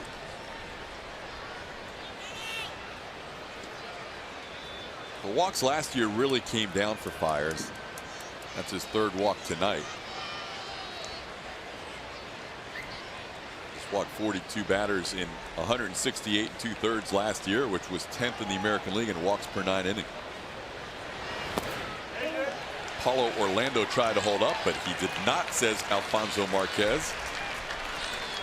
That was a gift. Paulo Orlando trying to be aggressive with the bases juiced. Chased a pitch well out of the zone. He may have chased a pitch in the first AB. Struck out on a fastball. Also has flied out. Now Fiers ahead of the count, 0-2. Great job by Evan to keep that ball in front. Fiers noticing that Orlando is in swing mode, attacking the bottom part of the zone. First bullpen action of the night for Houston. Yandel Gustave.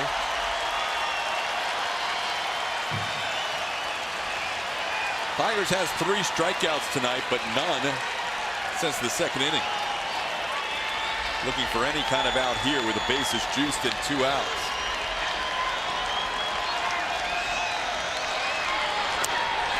Staying alive on a foul tip is Paulo Orlando.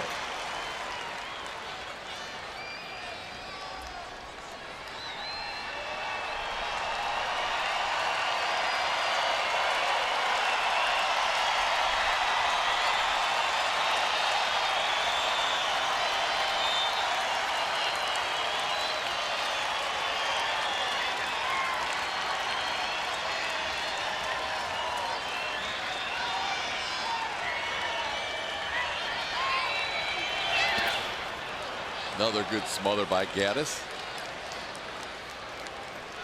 Well, this is a pitch. This is an at-bat here for Fiers that can be the difference between an outstanding outing and an okay outing. Isn't that the truth? You get through 6 with 1 run, you feel really good about things. Trying to bear down on Paulo Orlando. Look at the Kansas City Royals with runners in scoring position. They have struggled this year, 1 for 19.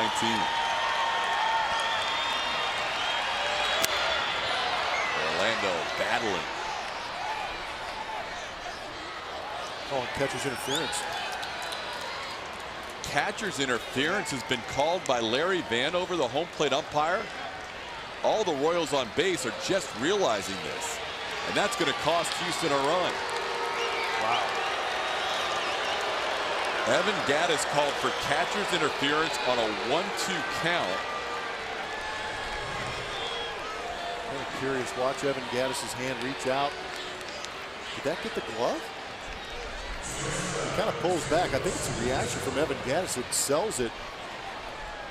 You really couldn't see it on the replay. A different look at it. Tried to play it off, didn't get it. Wow. Here's Escobar, called strike. Watch the glove. See the outside of the glove. Kind of, if the swing went by, nicked the outside of that glove. But remember last year, Evan Gaddis had trouble leaning forward. That time he was reaching out too far. Check swing, ground ball to Gurriel. So the catcher's interference results in an unearned run, but it's still a run on the board for Kansas City. They now lead 2-0.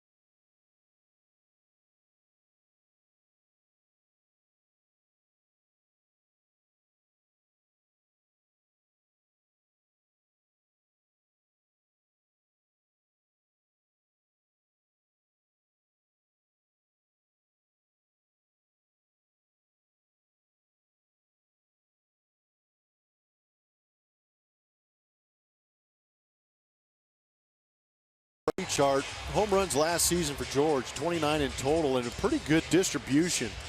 He does like that pull side where he has most of his power, but I think it's pretty impressive that he has 18 up the middle the other way. That is impressive. He can use the whole field. We've seen Springer red hot to start this season. One onto the train track, one onto the Crawford boxes, and 3 overall in the season. 7 runs batted in. The power at all fields, got to like that distribution for the Springer 29 home runs last year. Vargas has been very good tonight. He's limited the Astros to 4 singles.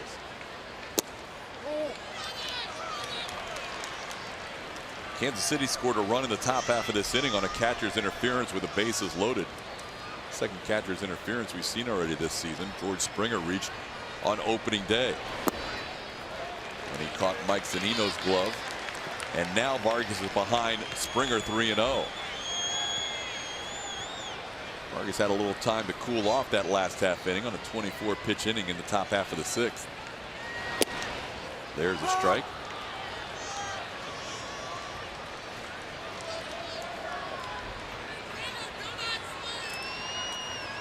Top of the order, trying to get something going for Houston here.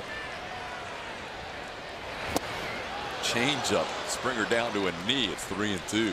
You know what? He did take a couple miles an hour off that. 86-mile-an-hour fastball. Wow. That's, I think, what Steve Spark was talking about. He'll throw that fastball, but maybe throw a 3-fingered fastball, or maybe put it a little bit deeper in the palm, take some miles per hour off it. Call that a BP fastball. When you're sitting 89, 90, and a guy throws 86, you're going to get a swing over the top. So it's almost he's pitching where it's below hitter speed. That's exactly right. That's a great term for it. I mean, they're geared up for 90 or plus. And you throw it in between the changeup where you might have time to recognize. Locked him up. 3-2. He gets him there. That was the pure changeup at 81 miles an hour, and that's the fish strikeout for Vargas. Here's Julia. Hi, guys. Hi, Julia. I'm at Georgie's Tacos. Yep. Which is a part of the new renovations here in center field, and it is packed. It has been packed since the exhibition game. The line is crazy long, as always. These guys have probably already eaten too, but Torchy's Deck is a pretty cool place to hang out. There's a great bar out here, lots of TVs, lots of places to grab a drink and eat your tacos. I've got a couple here. This is the trailer park, one of my faves with some fried chicken in there. Nice. You can get it trashy too. What's that mean? I think there's extra sauce and cheese and deliciousness on there. Got a beef fajita one. Ooh. This is delicious too. These are huge. That's really heavy. So there's lots of stuff on there. One taco. All I know is there's 3 options there. Georgie's Tacos. Of us. They do it right, and they've finally made their way to Houston here in the past few years. This is the green chili pork taco. Also delicious. What are you going to attack what are you first? I'm going to eat all 3 of them by myself. Selfish. I know. That's good. It's great, though. This area is great. If you want to come out here, there's a lot of area where you don't have to have a ticket. You just have, for this area, you could just have a ticket into the game and come and hang out. But there's also ticketed areas as well. But it's a great spot to watch. Another great vantage point here in center field. Bregman on the ground to short. Julie, I'm going to defer to you. I know Blummer did some home games last year, but you've been on pretty much all the home telecasts for the last few years. Tonight, Friday night, seems like a really good crowd. Kind of a good energy with the new center field area. Absolutely. I love that it's packed out here. People are lining up, even along the stairwell. I don't even know if that's allowed, but they're lining up just because it's a great view. It's a different view for fans who haven't been able to see it from over here. And then, of course, all the bar areas, the patio areas, the tacos, the Shake Shack burgers. You can't go wrong with any of it. Lots of families out here tonight. It's a really good vibe. Very cool. Well, we'll let you enjoy that trio of Torchy's Tacos. If you could put those 3 away, that's doing something. Yeah, we may have to say goodbye and see her tomorrow if she does that. I was going to say, yeah. I'm going to finish these off, and yeah. Good luck. Not sharing with you guys. Never do. We'll hear from you in a couple of innings. 0-2 the count to Altuve. 2 outs, nobody on.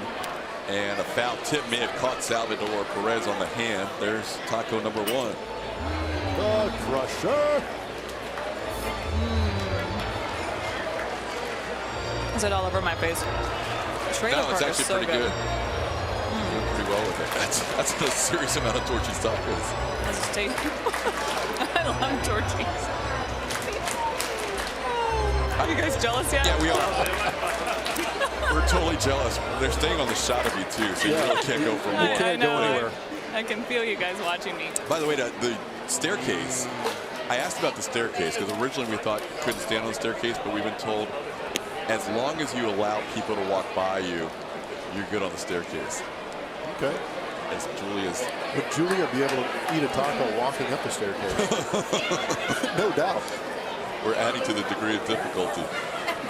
1-2 pitch. Altuve fouls it back. I'm not sure about the blatant disregard for the broadcast and she's just eating on camera. Shouldn't we get a story or some information? Nothing. Crickets.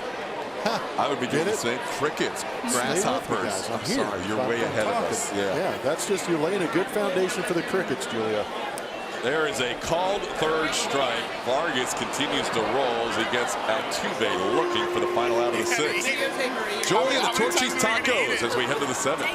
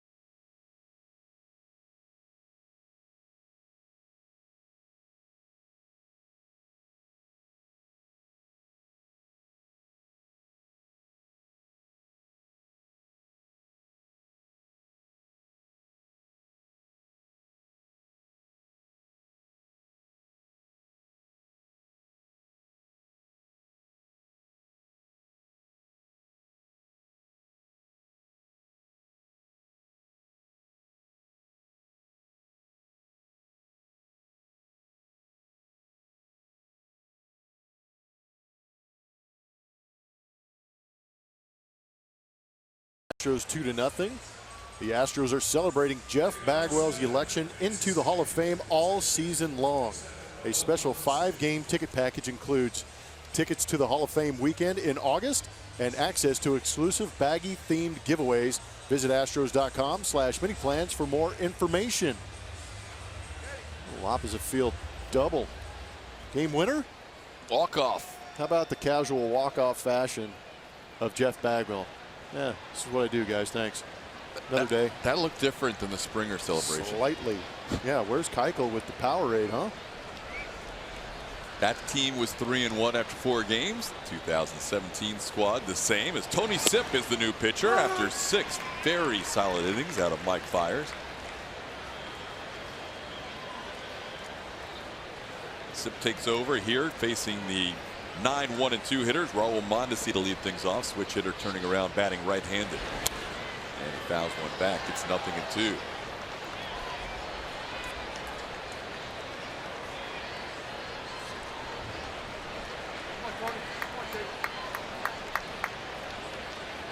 Mondesi has bounced into a fielder's choice and also grounded out.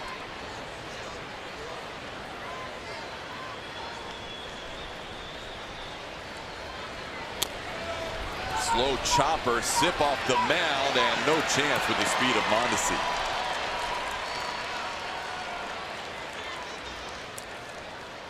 So Baggy with a walk-off celebration in 1997. Just mad mugging everybody. Hey, we got a smile out of him. Here's Biggio coming in. Yeah, rake him over the head. And then nowadays, times have changed. 20 years later, you got to bring a wetsuit to the celebration. that, and you're going to get beat up. Clean up aisle 7. Clean up aisle 7.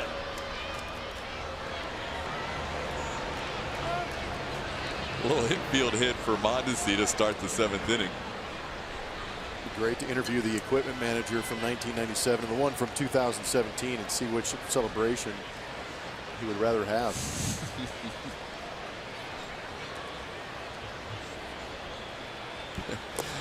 It has changed through the years. I mean, there's big celebrations for a number of teams, including the Astros over the years with Club Astro, and other teams have taken wins during the regular season to a whole new level. Yeah. Celebrations with musical instruments and dance club lights and smoke. Yeah. Laser shows. Laser. 1-0 pitch is just low. It's 2-0. This would be a good inning here for Tony Sipp to get through a tough part of the Kansas City lineup. Sipp had an off and on spring, getting a chance to pitch here, trying to keep this a 2-0 game. He's definitely going to be in there against Alex Gordon and Mike Moustakas, both left-handed hitters. He had a good pitch to Mondesi. He just nubbed it out in front with those wheels. He was safe easy. Ground ball gets you a double play right here. Get Moustakas to pop up. Get yourself out of the inning. This is a team where you need a guy who can get the lefties out. You mentioned the top 2 with their lineup, and you put in Hosmer in the 4th spot. 3 of their top 4 are lefties. There goes Mondesi. The pitch is a strike. The throw's a strike, but not handled cleanly. Stolen base for Mondesi, his 2nd of the season. Gray did a good job of letting that ball travel. Pretty good jump. Mondesi runs extremely well. Might have hit Mondesi right in the skull. Good job of knocking it down. His throw was right on the money. Mondesi with great speed. He stole 9 of 10 last year in his rookie year. We're playing sandlot baseball. He's out. Just throw it at the runner. That wiffle ball? Yeah. Good boy. Good boy. You know what that stolen base does? It keeps him out of that possible double play. Oh, ricocheted off the helmet into the glove of Correa. Yeah, he was out and with the ball. Yep. I think we should go call Rob Manfred, change the rules up again. The last pitch is a really good breaking slider from Sipp that Gordon fouled back. It's 2-2.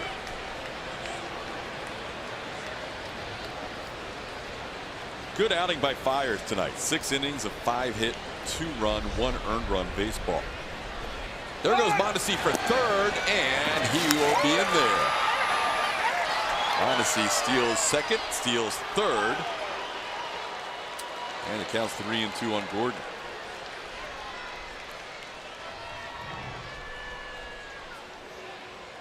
Good jump, testing the arm.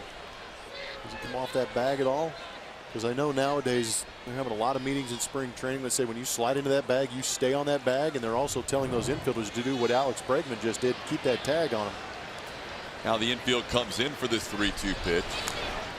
Check swing fouled away.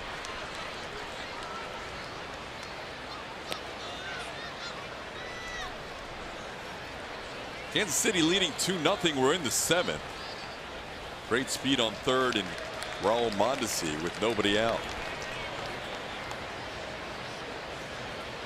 Infield drawn in, trying to cut that runner off at home plate. Trying to keep this score right where it's at.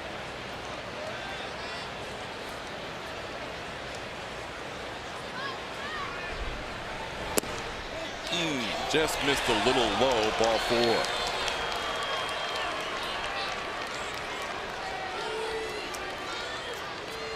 1997 was a good ball club, and they also had a very good first baseman in Jeff Bagwell, who's going into the Hall of Fame this year. But 43 home runs, 135 RBIs, 31 stolen bases, 30-30. Just think about that. As a first baseman, 127 walks. Only player in MLB history. 40+ homers, 130+ RBIs, 30+ stolen bases, 120+ walks in one season. Good time for a flashback. How about the young Jeff Bagwell? 20 years ago, flashing the leather, robbing the crime dog there. That's an abbreviated version of that stance he eventually got in, getting down on those legs. But he created a pretty good launch angle in modern day hitting terms. Lift off. Can we talk about putting those numbers up in the Astrodome? Yeah, that's another thing too, right? That's not normal. That's this one into the upper tank. Three Rivers. wow. Yeah, that's ridiculous. That's a place not many visitors reached. We'll be celebrating all summer long the summer of Bagwell, and we'll also be celebrating the 1997 Houston Astros 20-year anniversary. First and third after the meeting at the mound. Sip to Mike Moustakas. And he takes one low for a ball, 1-0. Moustakas has reached a couple of times, single and a walk. Astros playing the infield in, but Correa is kind of cheating towards the middle of the infield if they get a chance to turn a double play. Check swing towards Bregman. He's going to come home and out at home plate. Gaddis makes the tag on the speedy Mondesi. Even with the infield in, Mondesi with blazing speed makes it a difficult play. Yeah, the degree of difficulty on this is tough. The check swing, the reaction, but he puts himself in a great position, and that throw had to get home quick, and that was a terrible slide. Good job by Gaddis staying with it to get that tag on him. Well, he faced the top two lefties in the order, and now Sip's night is over. Nice play by Bregman, and Gaddis with the tag after the throw pulled him just off the line a little bit. Let's take another look. Gaddis really had to move the glove in a hurry. Yeah, Bregman really had to hurry up that throw, but you can see that front foot just kind of catches before it gets to the plate, allowing Gaddis enough time, I think, to get that tag on him. Got him right there on the top of the knee. Good play. Good job by Gaddis, too, not to just swipe tag. He really got to the runner and laid it on him. Big out in this 2-0 game. Runners on first and second. New pitcher when we come back.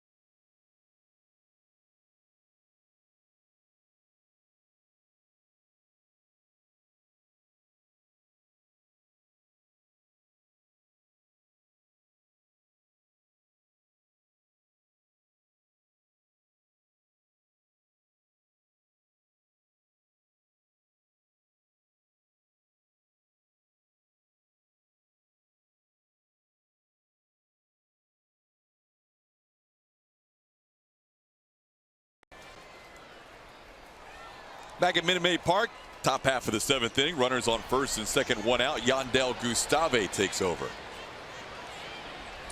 Had a rough time out there, finding the strike zone. Got picked up by his buddies. Dallas Keuchel doused him in Powerade and said, "We got your back."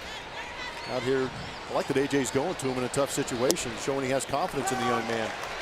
24-year-old with a powerful right arm, 97-mile-an-hour fastball on average.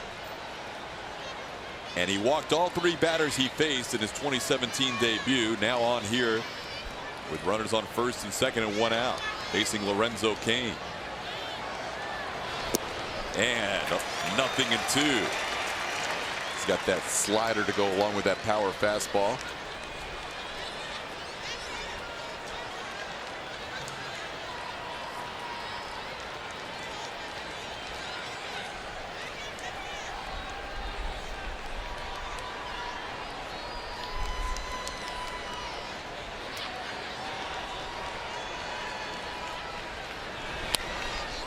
Kane stays alive, 0-2.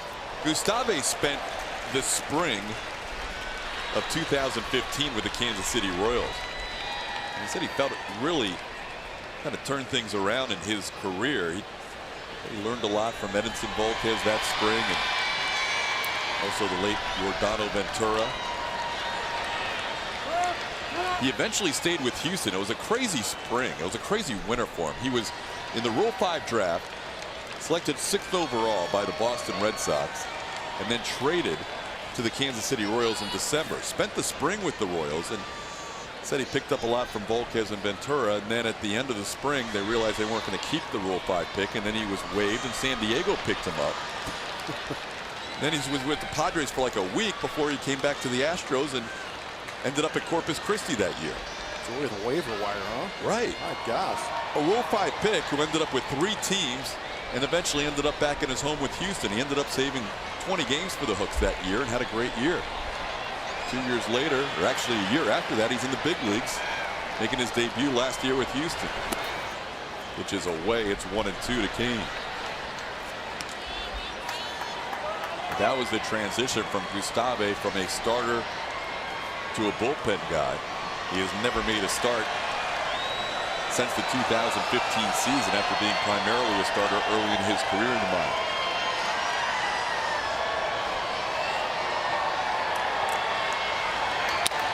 On the ground towards the middle, through Altuve, and the bases will be loaded.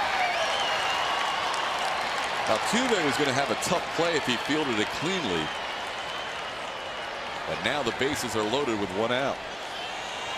It's a tough play. You want to do so much to get your ball club out of a situation. And if that medium shift on, Altuve came across to try and get that ball and get to second base. But in doing so, didn't really watch the ball go into the glove and make sure he made the play before he could get to second base and make sure he gets an out. But right there, you have to get an out somehow.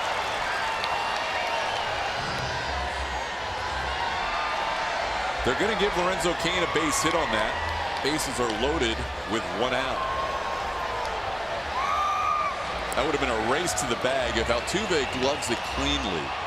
He was going to have a race to the bag with Moustakas. There's no way that he would have been able to throw out Cain. And all of Jose's momentum was taking him away from second base. So here's Hosmer.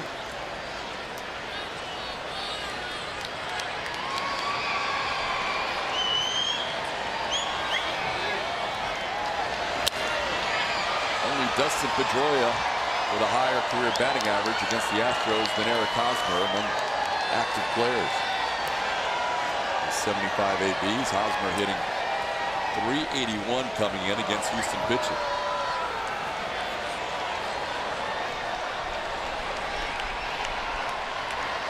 Gustave in for Sip after 6 innings by Mike Fiers. Check swing. 1-1.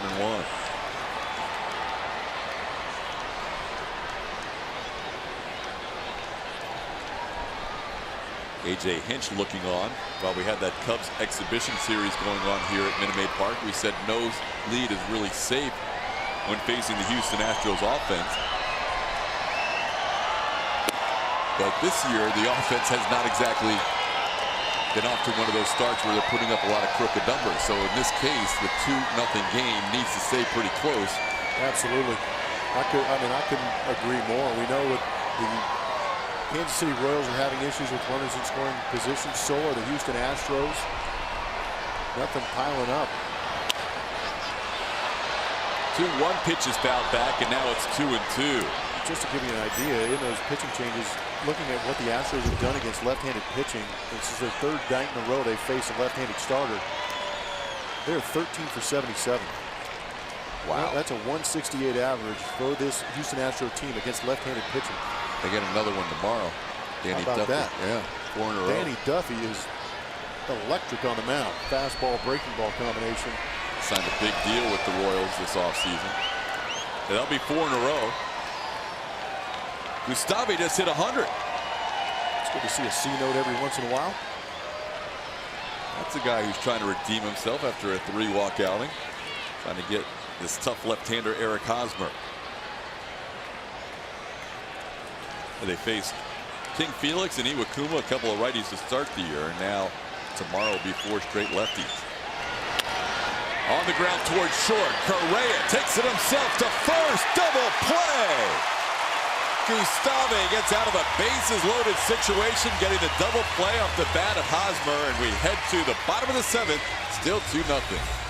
Big play for the young man coming in a tough situation. Defense picks him up.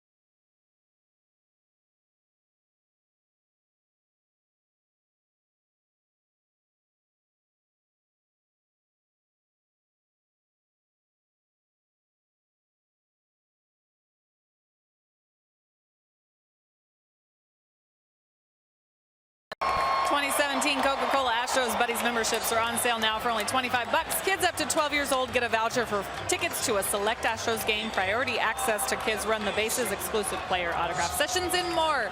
Visit Astros.com/buddies to get a Buddies membership for you or your kid. Not for you, for your kid today. You have to be 12. Sorry, everyone. Sorry, guys, you can't get one. It's our mental age. I was going to say, I haven't really grown up, to be honest with you. It's good to see Gustave getting some love in there. He redeemed himself with a great outing right there. Nothing put on Sip's ERA. Gustave bailed him out. That was a huge double play to keep this a 2-0 game. There's a strike to Carlos Correa to lead off the bottom half of the 7th inning. Correa looking for his first hit of the night. 0 for 2. Astros have 4 hits, all singles against Jason Vargas.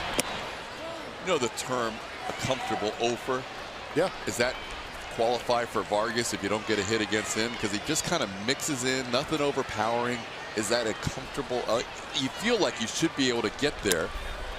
There's a base hit for Correa. But he's been really baffling the Astros hitters, keeping them off balance. Well, it's a comfortable 0 for until you get back into the clubhouse and realize you lost the game and you got no hits off a guy, and then you just get completely frustrated because you go back and watch the tape and realize you had some pitches to hit. You actually bailed them up, but you just got nothing to show for it. That's the hardest part about it. Well, the Astros are going to try and turn this around against Vargas here in the 7th and try and get the offense rolling. They start out nicely with a Carlos Correa base hit to right.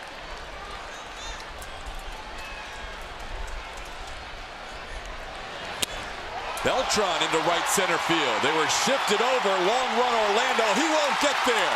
Barehanded on the track. Correa being waved around. No throw for Mondesi. Astros on the board, down 2-1. I was just going to say how I enjoyed the fact that Carlos Correa didn't try and do too much. Understanding they're having a tough time at the plate, getting base runners, he gives himself up in the leadoff role and just goes the other way to get on base. But how about Carlos Beltran?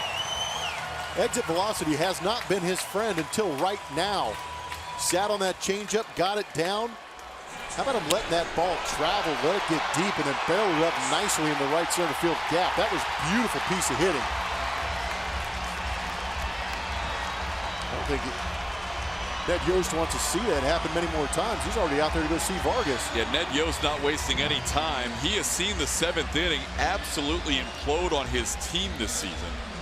They gave up 6, 6, and 2 runs in the 3-game series against Minnesota. Great point.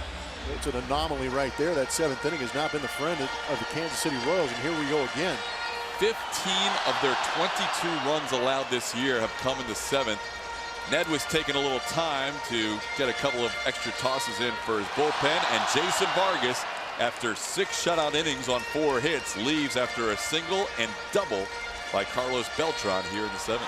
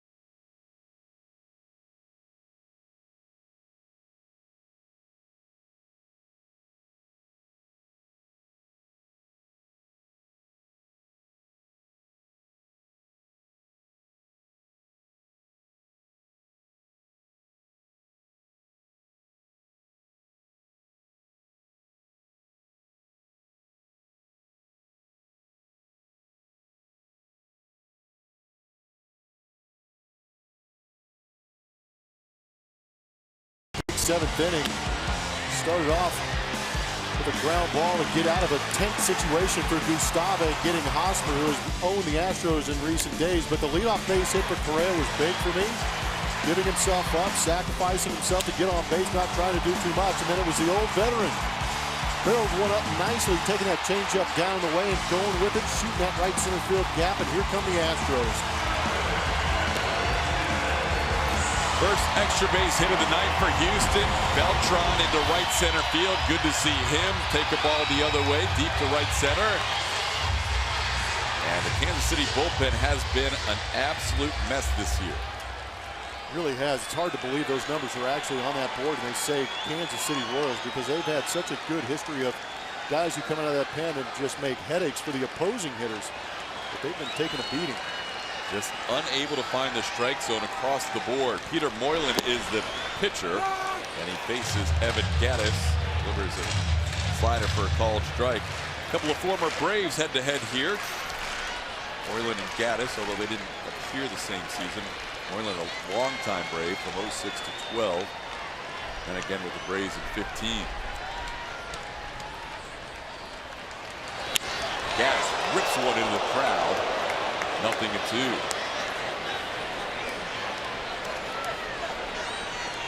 So look at Peter Moylan's numbers from last season. Decent whip, decent ERA, nothing dazzling. See that ground ball percentage. Kind of mixing things up with that sidewinding delivery that he has. Sweeping slider. A heavy sinker slider guy, an occasional change, but not too often. There is that slider, and he gets Gattis on 3 pitches. So Moylan, who can be tough on right-handers, comes in out of the bullpen and picks up a strikeout. So a runner stays at second, 1 away. Brian McCann, left-handed hitting catcher, is on this bench for A.J. Hinch. Tying run is at second base. But sometimes managers with only 2 catchers on their roster don't want to use that guy until absolutely necessary. And Gattis has been swinging a pretty good bat. Gattis singled his first time up. He's now 1 for 3. Here's Reddick. Josh with a single his last time is 1 for 2. Pitch misses away, 1-0.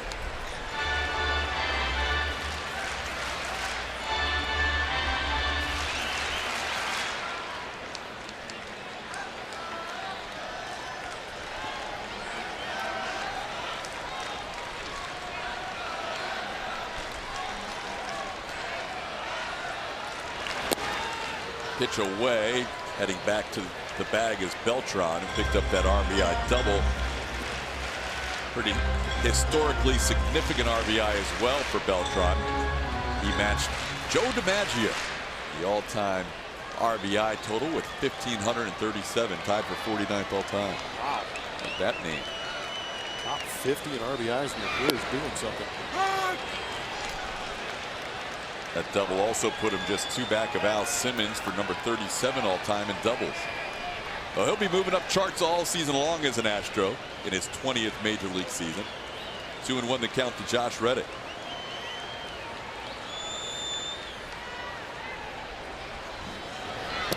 Slider catches the corner. Reddick thought no, it was too far out. Instead of a 3-1 count, Josh has a 2-2 count looking at him. Should have been 3-1. That was a slider that went around the plate. It's got to catch the front part of the plate, not the back edge. That is terrible.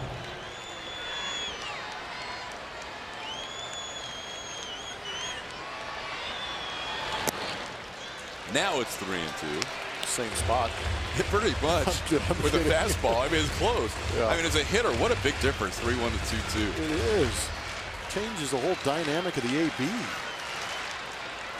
See, there's only one pitch, and that barely caught the outside corner. Swing and a miss. Reddick frustrated. He knows that he shouldn't have been with a 2-2 count there, but he goes down swinging on the fastball 2 away.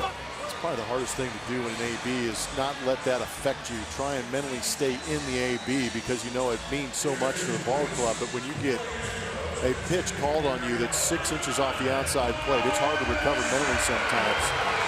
You can see the frustration rooting through Josh Reddick right now. Well, Marwin Gonzalez comes out of the dugout to pinch hit for Yuli Gurriel. That'll draw a visit to the mound by the pitching coach Dave Island. Marwin's had some big pinch hits so far this year. Part of the 2-run comeback in the 7th inning, game 3 of the season. He also has a couple of home runs as a starter.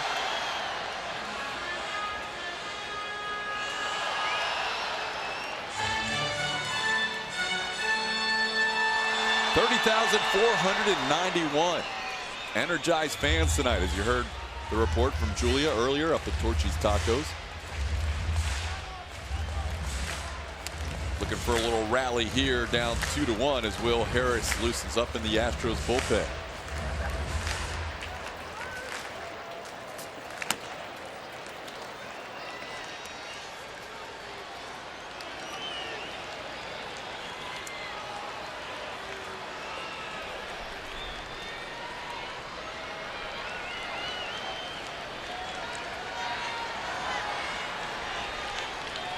Marwin has 2 appearances against Moylan in his career, a home run and a flyout.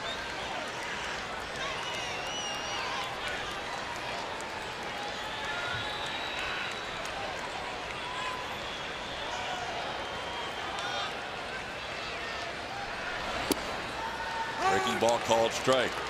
There's that slider, heavy slider usage tonight.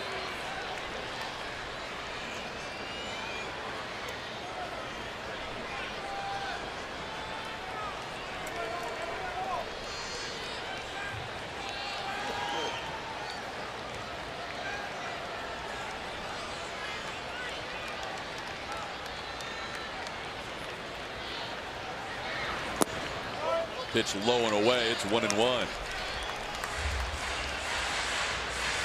Gutsy take. Good eye by Marwin. Was a good eye. He's got Norioki on deck. Moylan after getting Evan Gattis swinging on strikes at the lefty Josh Reddick, and now dealing with the switch hitter Marwin Gonzalez batting from the left side. Another good take on a pitch away, 2-1.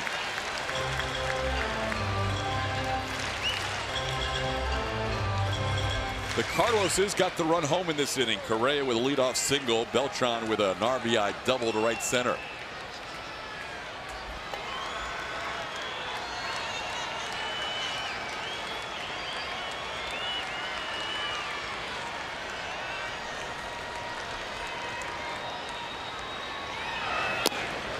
Now it's 3-1. Good time to hit, but we haven't seen Moylan give in on anybody. Constantly on that outside edge. Sweeping sliders at Gaddis, but with Reddick, everything was on that outside corner.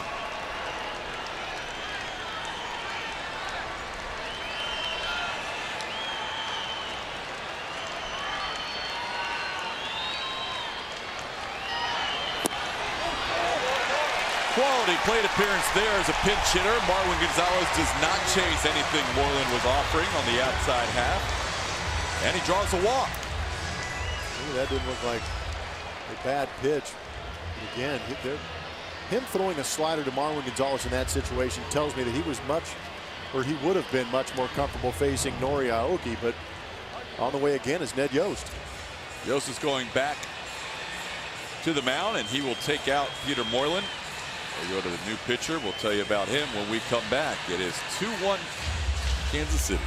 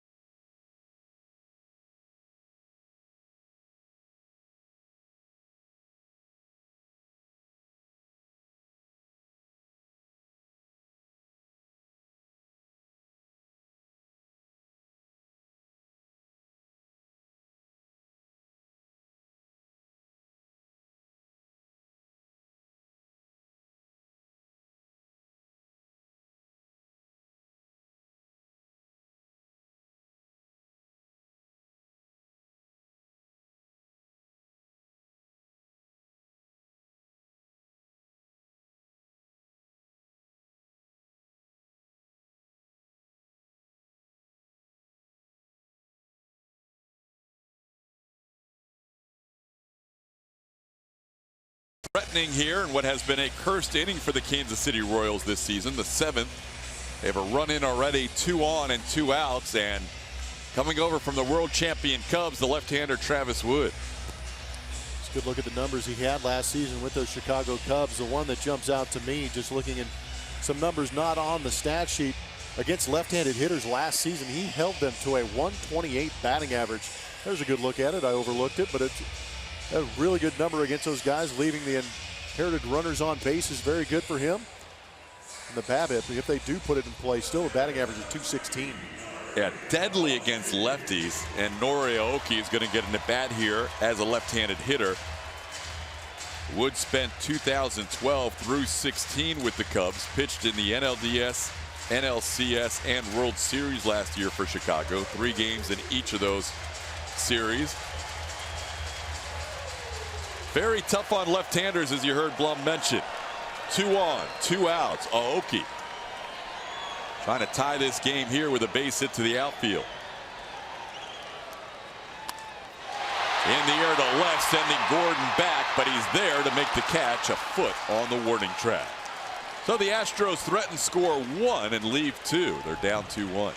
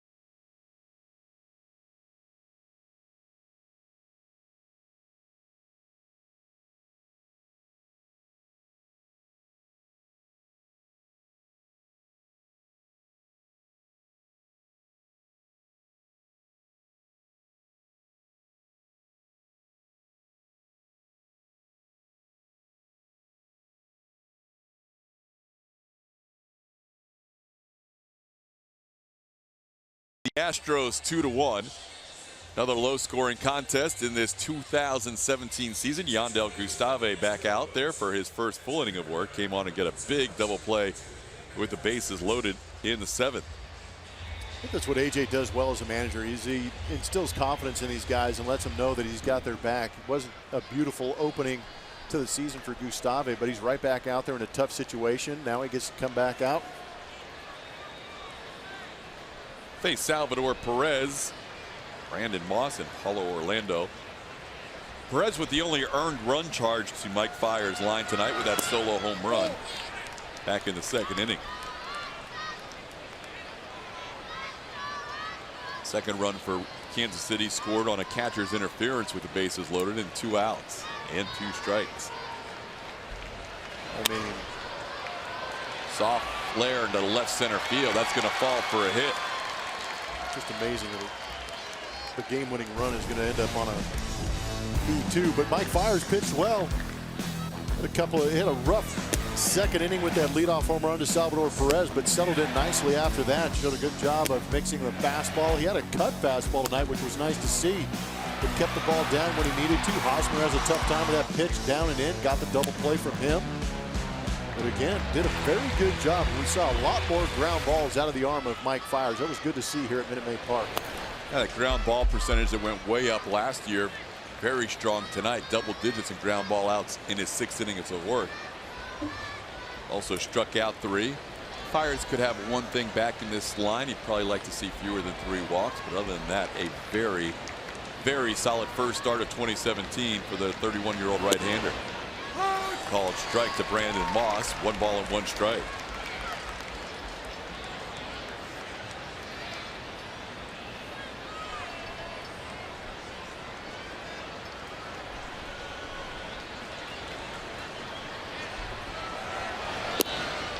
In losing the 3-game series, being swept at the hands of the Minnesota Twins, the Royals never got to their closer in that series, Kelvin Herrera. They just threw Soria for the first time yesterday in a losing situation. They did not have late leads in any of those games. Outscored 21-5. Now it's 2-2 on Brandon Moss.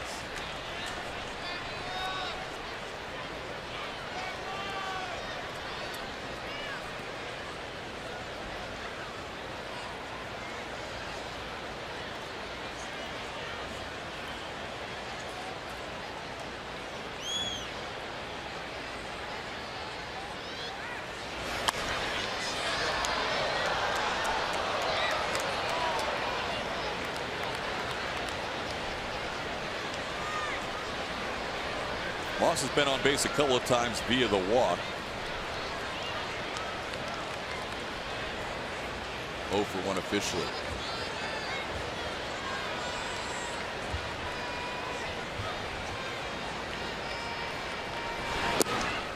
That Rangers-A's game is now into the 8th inning. 10-4 Texas.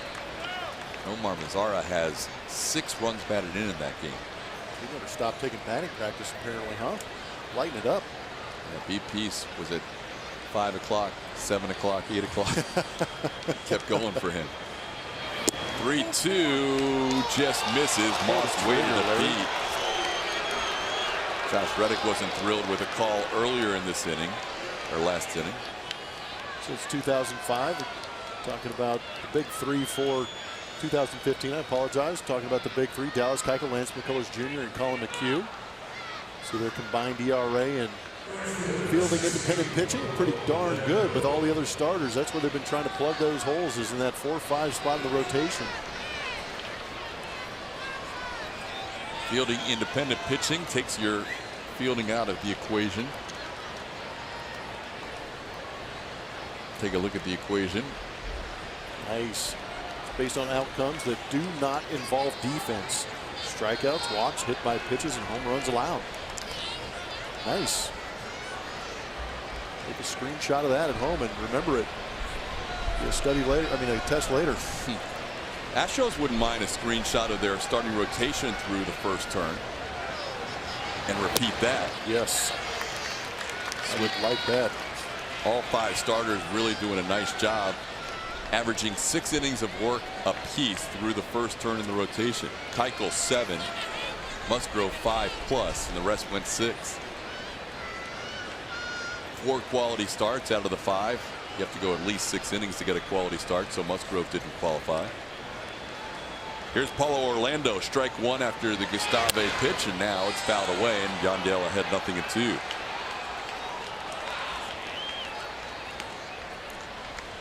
.98 on that last fastball.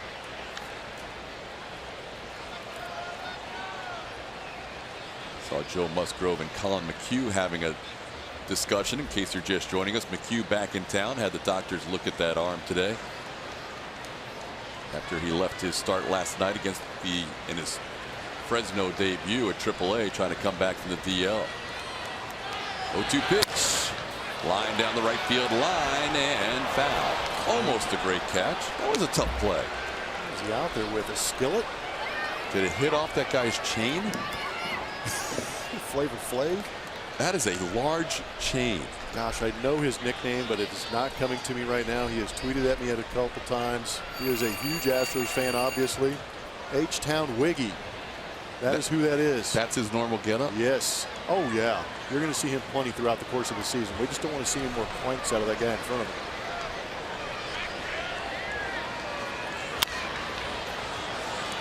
And that's impressive. That doubles up the size of what Flavor Flav used to walk around with. Yeah, big time. He wears that the whole game. Yeah, but he does. I mean, you would never guess he was an Astros fan, though.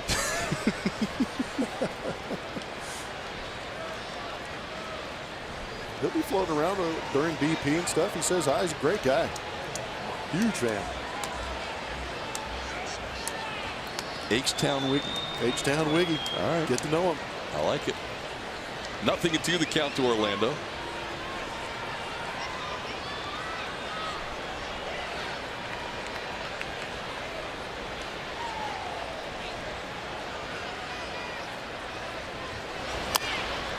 And it stays 0-2. That Peacock has been loosening up in the Astros bullpen. Peacock came on for Gustave on Wednesday night in that extra inning walk-off game and really saved the day for the Astros. Bases loaded, nobody out. Ended up allowing just one of Gustave's runners to score, and George Springer would walk it off in the bottom half.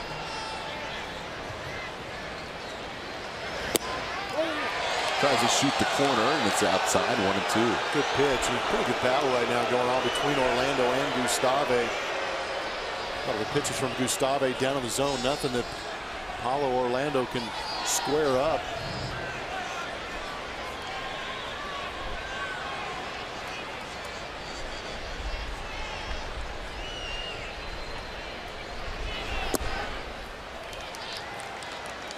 A little bit of a changeup from Gustave. How about that? 87 miles an hour. A little wrinkle there from Yandel.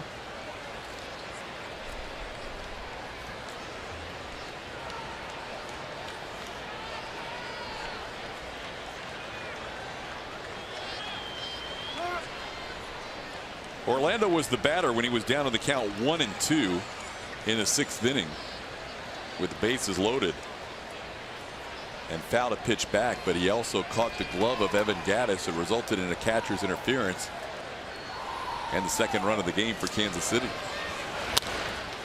In the air to right field, Reddick is there. No tag by Perez. He kind of bluffs, but long throw on the money by Josh, and there's one out.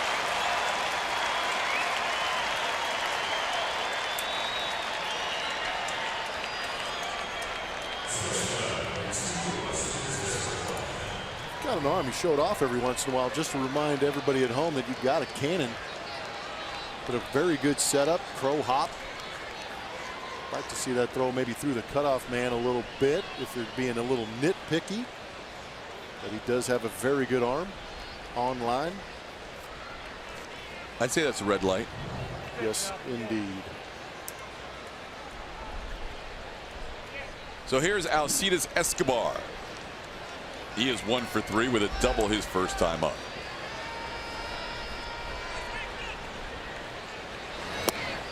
Good slider, swing and a miss, nothing in one.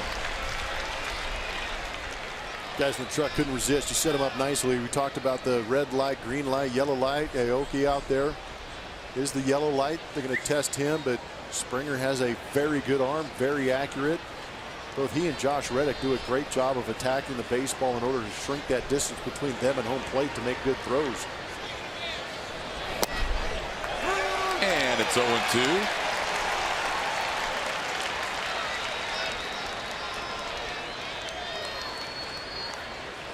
Leadoff base hit by Salvador Perez. Just kind of flared it into left field. Then a walk on a close 3-2 pitch to Brandon Moss. Fly up by Paulo Orlando, and now an 0-2 count on Alcides Escobar.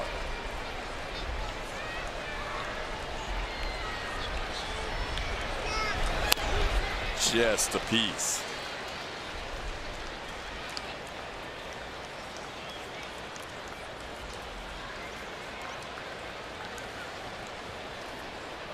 Gustave never faced Kansas City in his brief career. They're facing all these guys for the first time.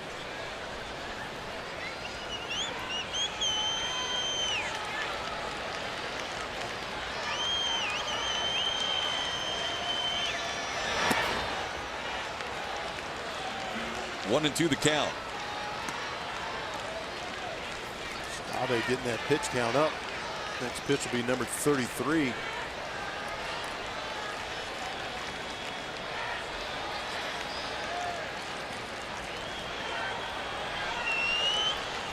Got out of the last inning with a double play off the bat of Eric Hosmer. Wouldn't mind a repeat here from Escobar.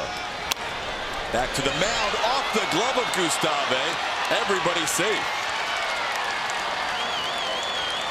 And a chance for at least one, maybe two. Absolutely, got to make sure a one. Kind of a swinging changeup off the bat of Escobar. It was a good pitch from Gustave, but off the end of the bat, really wasn't in a good fielding position when he released the ball. See him falling off towards that first base side. Kind of had side saddled it as it was getting by him. I had written down an error, but they're going to give Escobar a hit on that. Good grief, get me a bat. You'd have well over 1,000. Easy. Well over 1,000. That was a ball. That's a ball. That's a play that needs to be made. Absolutely. That needs to be made by the pitcher. I completely agree. That's why I was going to write down error myself. Now the bases are loaded. Here's Raul Mondesi.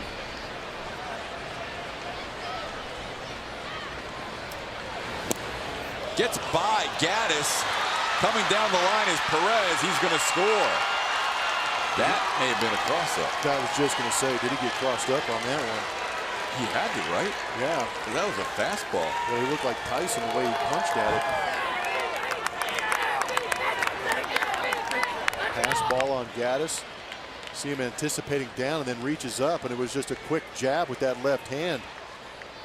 You were exactly right about that call, Todd. He did get crossed up. Well, they had a runner on second for the previous batter. Yeah, the signs didn't get changed. We didn't see a visit at the mound from Gaddis trying to inform Gustave of the change. So now the infield comes in with second and third and one out. Tough inning here as the Astros thought they may have been out of the inning, at least with the second out, as Gustave couldn't field that little comebacker to the left of the mound. Now a pass ball and another pitch that misses. And it's 2-0. It's early in the season. And like we said before, things have a tendency to get exaggerated, but I am a little shocked at the sloppiness of some of the play that we are seeing that is leading to these runs. Knowing that your offense isn't squaring the ball up and driving in a lot of runs, you have to play perfect baseball. We've seen very good pitching, but we have seen a couple errors lead to some issues on the base pass. Been a couple walks in this game that have come around to score. But you'd like to see a little bit cleaner game. But they actually, with some of the base runners, have gotten a couple double plays to actually get them out of some damage. But I have high expectations like everybody else. There hasn't been one hard hit ball in this inning. That's probably what's frustrating me most too, is that these balls haven't been crushed, and these guys aren't earning their way on base, so to speak. Been a lot of a doink here, a dink there, and they just seeing eye hits. This is a pop-up that should be the second out. Bregman right near the line makes the play, and that's out number 2. So Mondesi pops up. And Gustave has a chance to limit the damage to 1 run if he can get the leadoff hitter Alex Gordon. Sometimes that sloppiness comes into play when you're pressing a little bit and you understand that you have to make plays. Like that ball up the middle that Altuve might have been thinking about a double play instead of making sure of getting 1 out, because he knows every out is paramount right now. That ground ball back to Gustave might have been thinking double play, but instead of thinking out, get the out. Yeah, there needed to be an out made somewhere on that ground ball. 2 outs, second and third. Ball ripped to left field. Aoki back. It's over his head. 1 hops against the wall. 2 runs will score. Gordon into second. It's now a 5-1 Kansas City lead as Alex Gordon drives in his first 2 runs of the season. Pretty aggressive hitting from Alex Gordon.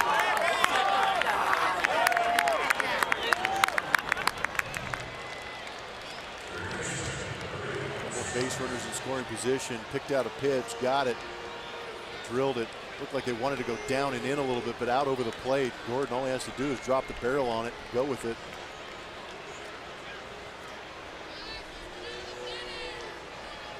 So a 2-1 game has become a 5-1 game in this top half of the 8th inning. That was the first hard hit ball of the inning, and there's a called strike to Moustakas. A little flare by Salvi Perez, walk, fly out to right. Escobar ground ball that was not handled by Gustave. There have been 5 walks, an error, and a catcher's interference in this game. There's also been a play that probably should have been a hit that Altuve couldn't field cleanly.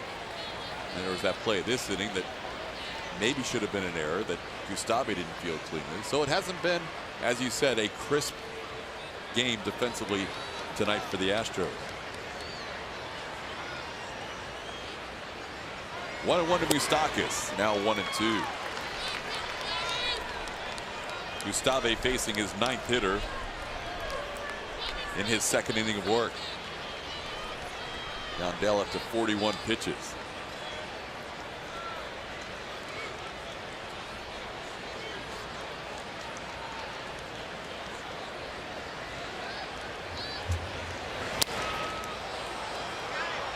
Out of play.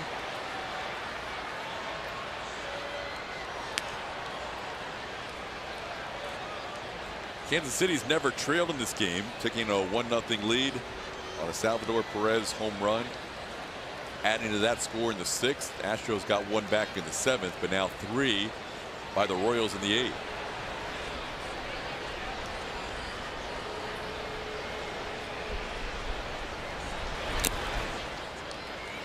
Still 1-2.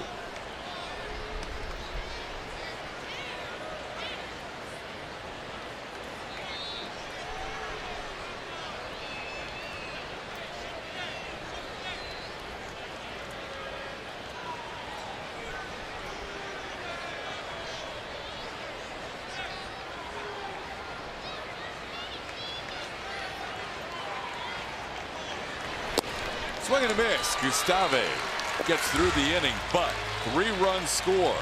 Kansas City leading in the middle of the 8th, 5-1.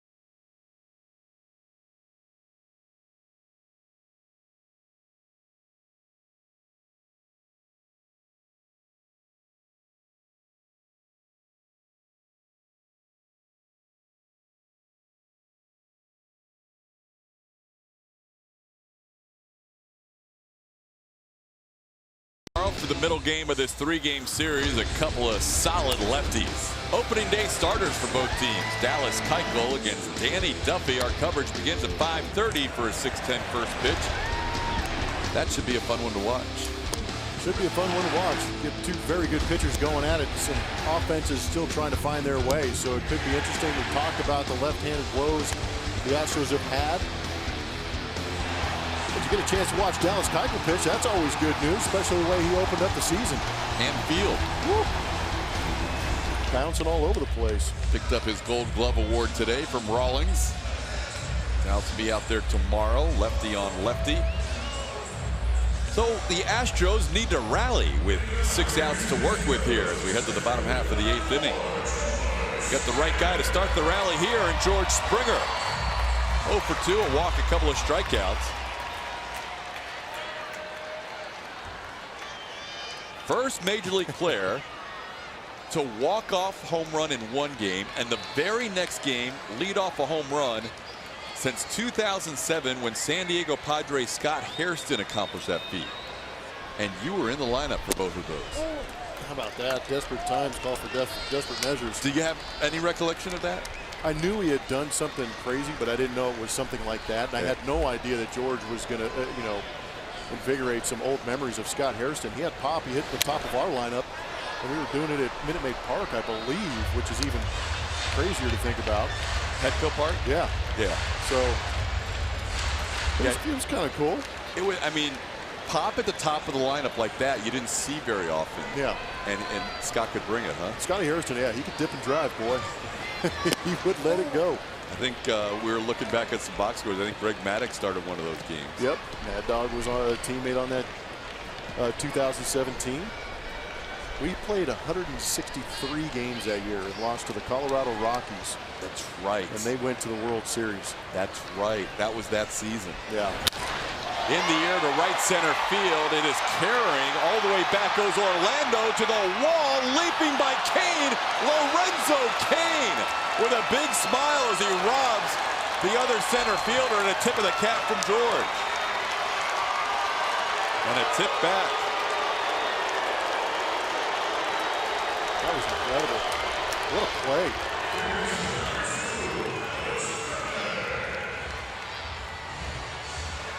Lorenzo Kane on a long run, tracking that ball nicely, and then elevates right off the top of the wall. Having some fun with George as he makes a play on him, but I'm not too sure George is happy about it, even though he tipped the cap. You appreciate and respect the play. Wow. He's like, you for real? Show of respect from one center fielder to the next. George has earned a lot of tip of the caps too out in the outfield, making some crazy plays like that. Sometimes it happens to you. I think Locane's hearing it from the crowd out there. Could be. Because he was. Should be. That's why they opened it up, put more fans out there to air out the visiting player. Go out and play the game hard. Sometimes good things happen, but the mutual respect between two athletes. Yeah, that was a phenomenal catch. Rob Springer of extra bases to start the bottom half of the 8th inning. Joakim Soria, the new pitcher, delivers to Bregman, misses. Soria taking over for Travis Wood, who pitched to one batter in that bottom half of the 7th inning. Retired Nori Aoki to get out of a first and second 2-out jam. There's a strike on the 3-0 pitch. I need you to remind me to ask George if he got all of that baseball, because I'm kind of curious with the roof open, some of the wind, the way it filters through this ballpark. Totally enclosed except for the top of this place, and obviously left field opens up where the plexiglass normally is. But I'm always curious to see how these guys feel about that roof being open, because if it's closed, there's nothing keeping that ball in the ballpark. Maybe it was the wind. I'm not sure. George came so close to matching his number with home runs through the first 5 games. MLB.TV Premium is back and better than ever. MLB.TV Premium gives you great picture quality and a free at-bat premium subscription, so you can watch every out-of-market spring training and regular season game live everywhere on over 400 mobile and connected devices. Blackout and other restrictions apply. Visit MLB.TV for details. Take a look at that swing by George Springer on the side. Great to contact. It looks like it maybe just a hair towards the label on the handle side of the barrel. But still, he knows his pop pretty good. And I wonder if we ask him tomorrow if he thought he got enough of it to get it out of here. And then we'll ask him about having the roof open and then I'll run. Here's Altuve, rips one towards the middle, deflected by Soria, played by Mondesi for a double play. 1-4-3 on the double play. Altuve can't buy a break so far in the early part of 2017. Unbelievable. If he didn't have bad luck, he wouldn't have any luck at all. And how about the Astros' woes on offense? My goodness.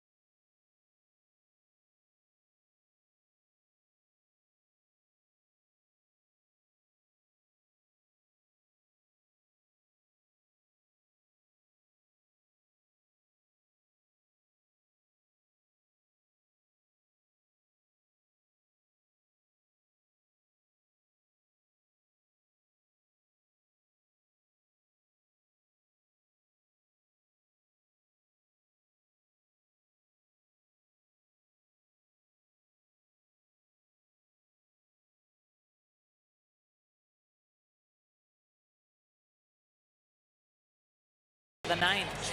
It's time to reveal the winner of our Chevy Stro poll. Thanks to everyone who voted tonight. Make sure to follow us at Root Sports SW, where you can find our Stro poll every day. Today, which team is the Astros' biggest competition for the AL championship? You voted for the Cleveland Indians, the defending AL champs, with 52%. They're off to a nice start this season, sweeping the Texas Rangers in their first series. Something about Francisco Lindor? Yeah, he's okay. Grand slam. There is a Yankees fan out there, 1% for the Bombers. Lindor hit another bomb tonight, I think. Did he? Let's look that up. They're up 3-2. Look it up. They're up 3-2 on the Diamondbacks in your old stomping grounds in Arizona. After playing a 3-game series in Texas, they go to Arizona after the day off, and yep, home run number 3 on the season. George Springer's getting a lot of company in that 3 home run department. Some guys are getting comfortable and barreling it up.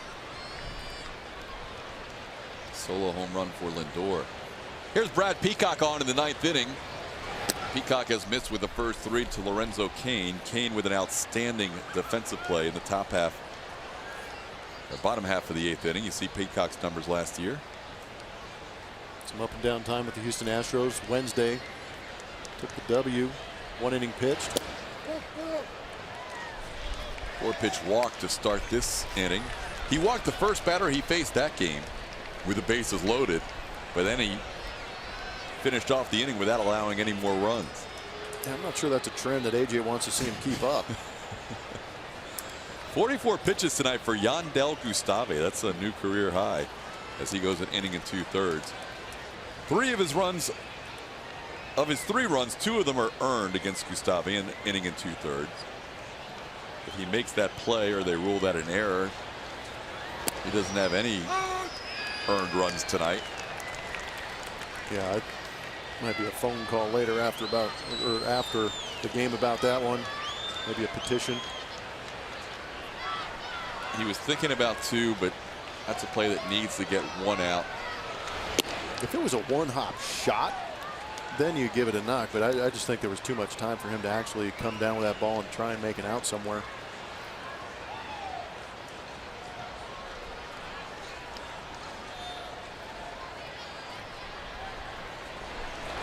Eric Hosmer sends one on the line. Springer with a good jump, and George with a catch into the left center field gap. He went a long way for that out.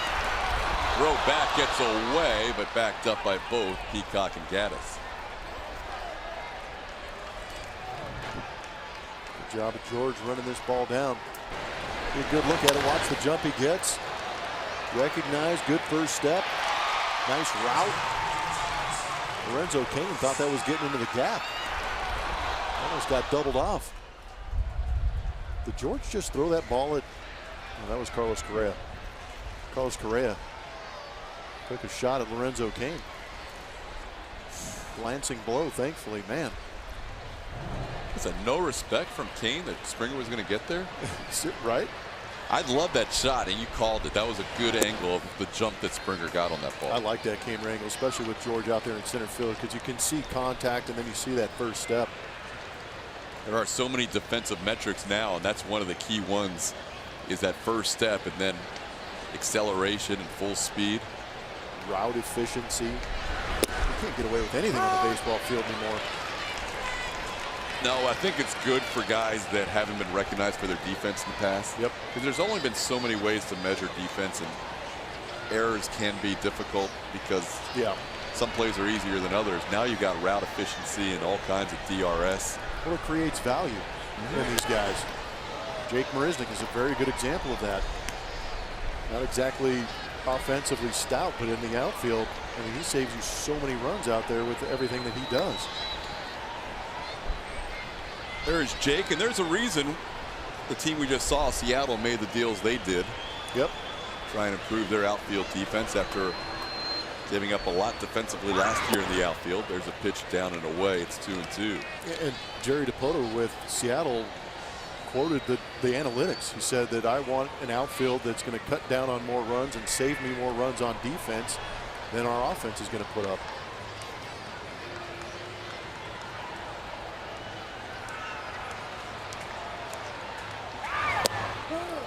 Little flinch by Vanover, but no call. The count's full.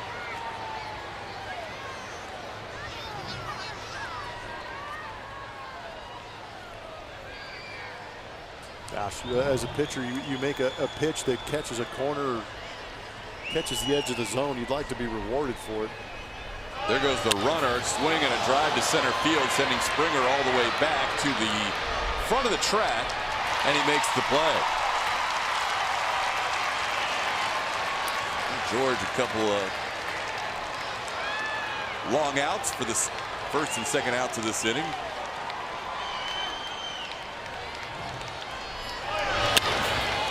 That was driven pretty well. Not well enough.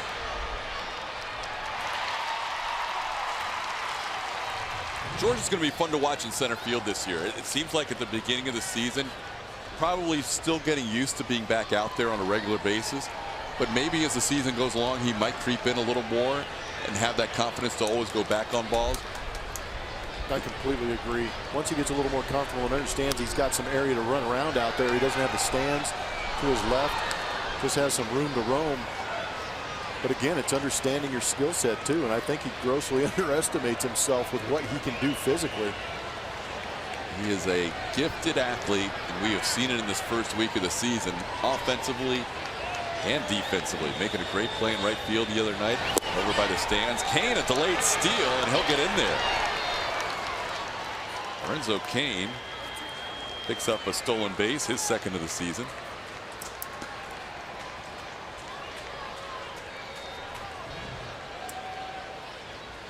There was definitely a delay with the shuffles. Cain has plenty of speed to get the stolen base the traditional way. He had no intention of taking his secondary and going back to first base. He was taking that secondary to take second. Gaddis has been picked on a little bit. Earlier it was Raul Mondesi Jr. with a couple of back-to-back stolen bases at 7th inning.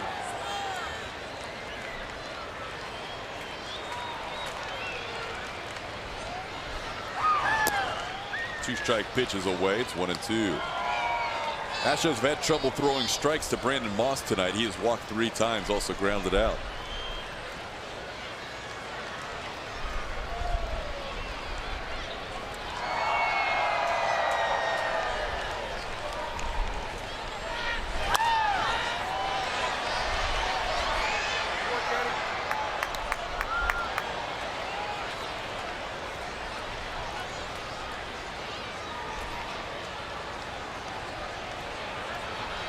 Good Friday night crowd, over 30,000 for this first bigger and brighter Friday nights.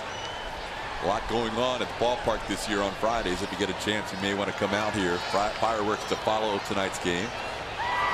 There's a changeup for a swinging third strike. Brad Peacock pulls the string, and that'll do it. The Royals. We head to the bottom of the ninth. Rally time.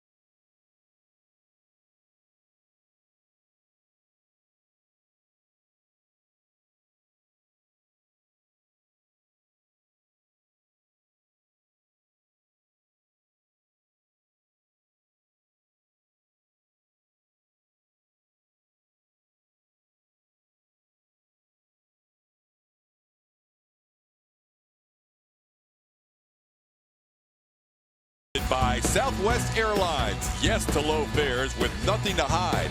That's transparency. And by Jack in the Box, introducing the new Brunch Fist menu. It's brunch time anytime at Jack in the Box. 5-1 ball game as we head to the bottom half of the ninth inning. The Royals have not had a lead heading into the ninth inning this year, so their closer has been unused until tonight. Kelvin Herrera takes over here with a 4-run lead and a non-save situation.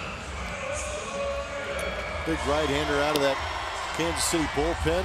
Talked about Wade Davis moving on. Greg Holland has moved on. Some of his numbers, that high strikeout per 9 innings, over 10. But the walks per 9 pretty low too. Keeping that opponent batting average around the 200s. You see him come at you with 97-mile-an-hour heat. So changeup, 88 miles an hour, curveball, and a slider. And he's got a lot of pitches for a closer. He really does. And he brings the heat. You mentioned the strikeouts and walks. Firm to quite firm. Firm to quite firm. And 3 other pitches. So he's a tough customer as Correa swings through the first pitch, 0-1. Carlos has scored the only run of the game for Houston. He singled and came around on the Carlos Beltran RBI double. Herrera's strikeouts were up in 2016. His walks were down.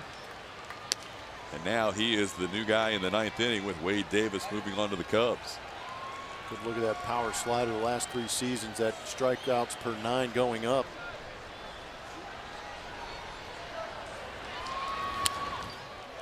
Good rip by Correa, fouled back 1-2. Astros with 6 hits tonight, 5 singles, and the lone extra base hit was that Carlos Beltran double.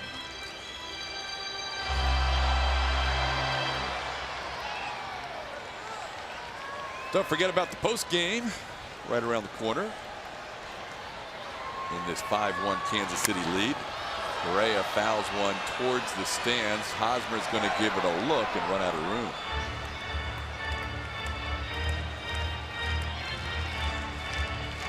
Brett Dolan, Mike Stanton with all your post-game coverage coming up after this game. Astros looking for a late rally. Need to score 4 though against one of the tougher closers in the game in Kelvin Herrera.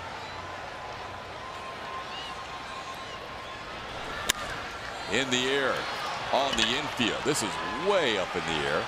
Escobar drifting back and makes the play.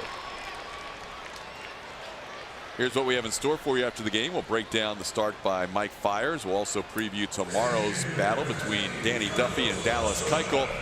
And Julia Morales will gather interviews from the Astros clubhouse. Mentioned this in the pregame show with the same two guys, that if you go back to the first game, they scored 3 in a regulation game. If you only count the first 8 or 9 innings of a game, sometimes the Astros haven't batted in the ninth, take away extra innings basically, they've scored 3, 2, 2, 2, and now 1 with 2 outs to go in the ninth. That's not what people expected from this offense to start the year. Absolutely not.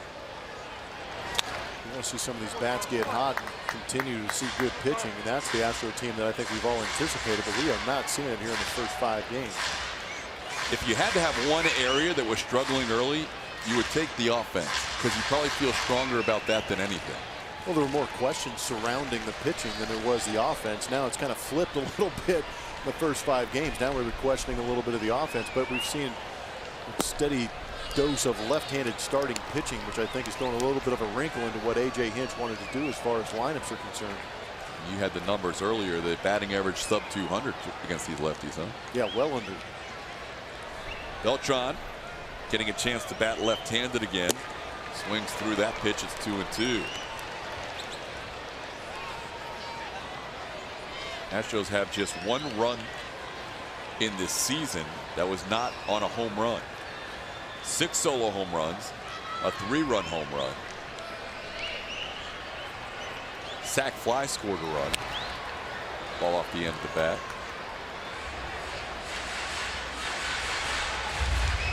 Two and two to count on Carlos Beltran. The Astros don't rally. There's just one question left to answer this evening before the postgame show. And it involves Julia. Did she finish them all? Yeah. How many of those 3 massive Torchy's tacos did you get through? I got 2.5. Seriously? Yes. Good grief. I was starving. You to be finished fair, 2.5? I didn't eat dinner. I was waiting all night for that particular hit so I could eat dinner. 2.5. Wow. I'm impressed. I couldn't get through the beef fajita one. That one was huge. They were all huge. They were so good. Well, at least I didn't have chips and queso on top of it. Ooh, then you would have finished it. No. Pitches away. It's 3-2. That is putting away some Torchy's tacos right there. That's setting the bar high. It's pretty aggressive this early in the season.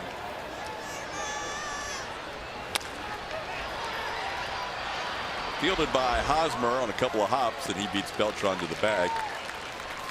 Tonight's player of the game is brought to you by Academy Sports and Outdoors. Begrudgingly, I tell you, it's Jason Vargas in line for the first win for him since June 8th of 2015. He showed great command of the fastball. We saw different speeds on that fastball. We saw him working inside, but also a fantastic changeup, keeping these right-handed hitters of the Houston Astros off balance.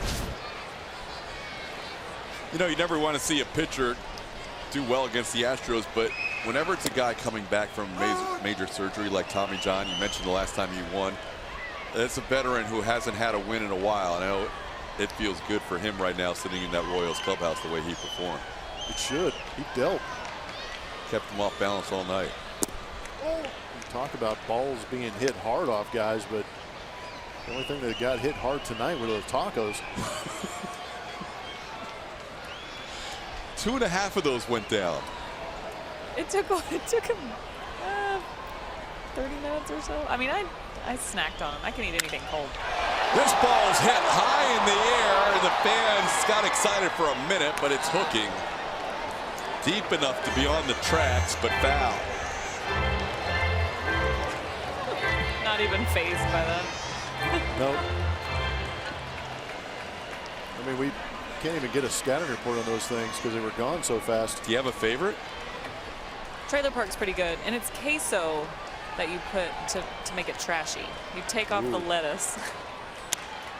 Get there! in the air to right center field, and Orlando's going to make the play, and the Astros are going to go down in defeat for the second straight night. So Kansas City comes in and wins the first game of the 2017 season due to the Royals after an 0-3 start in Minnesota. KC with 3 runs in the 8th to break open a 2-1 game and win it by the final score of 5-1. We'll have more after this, including the post-game show.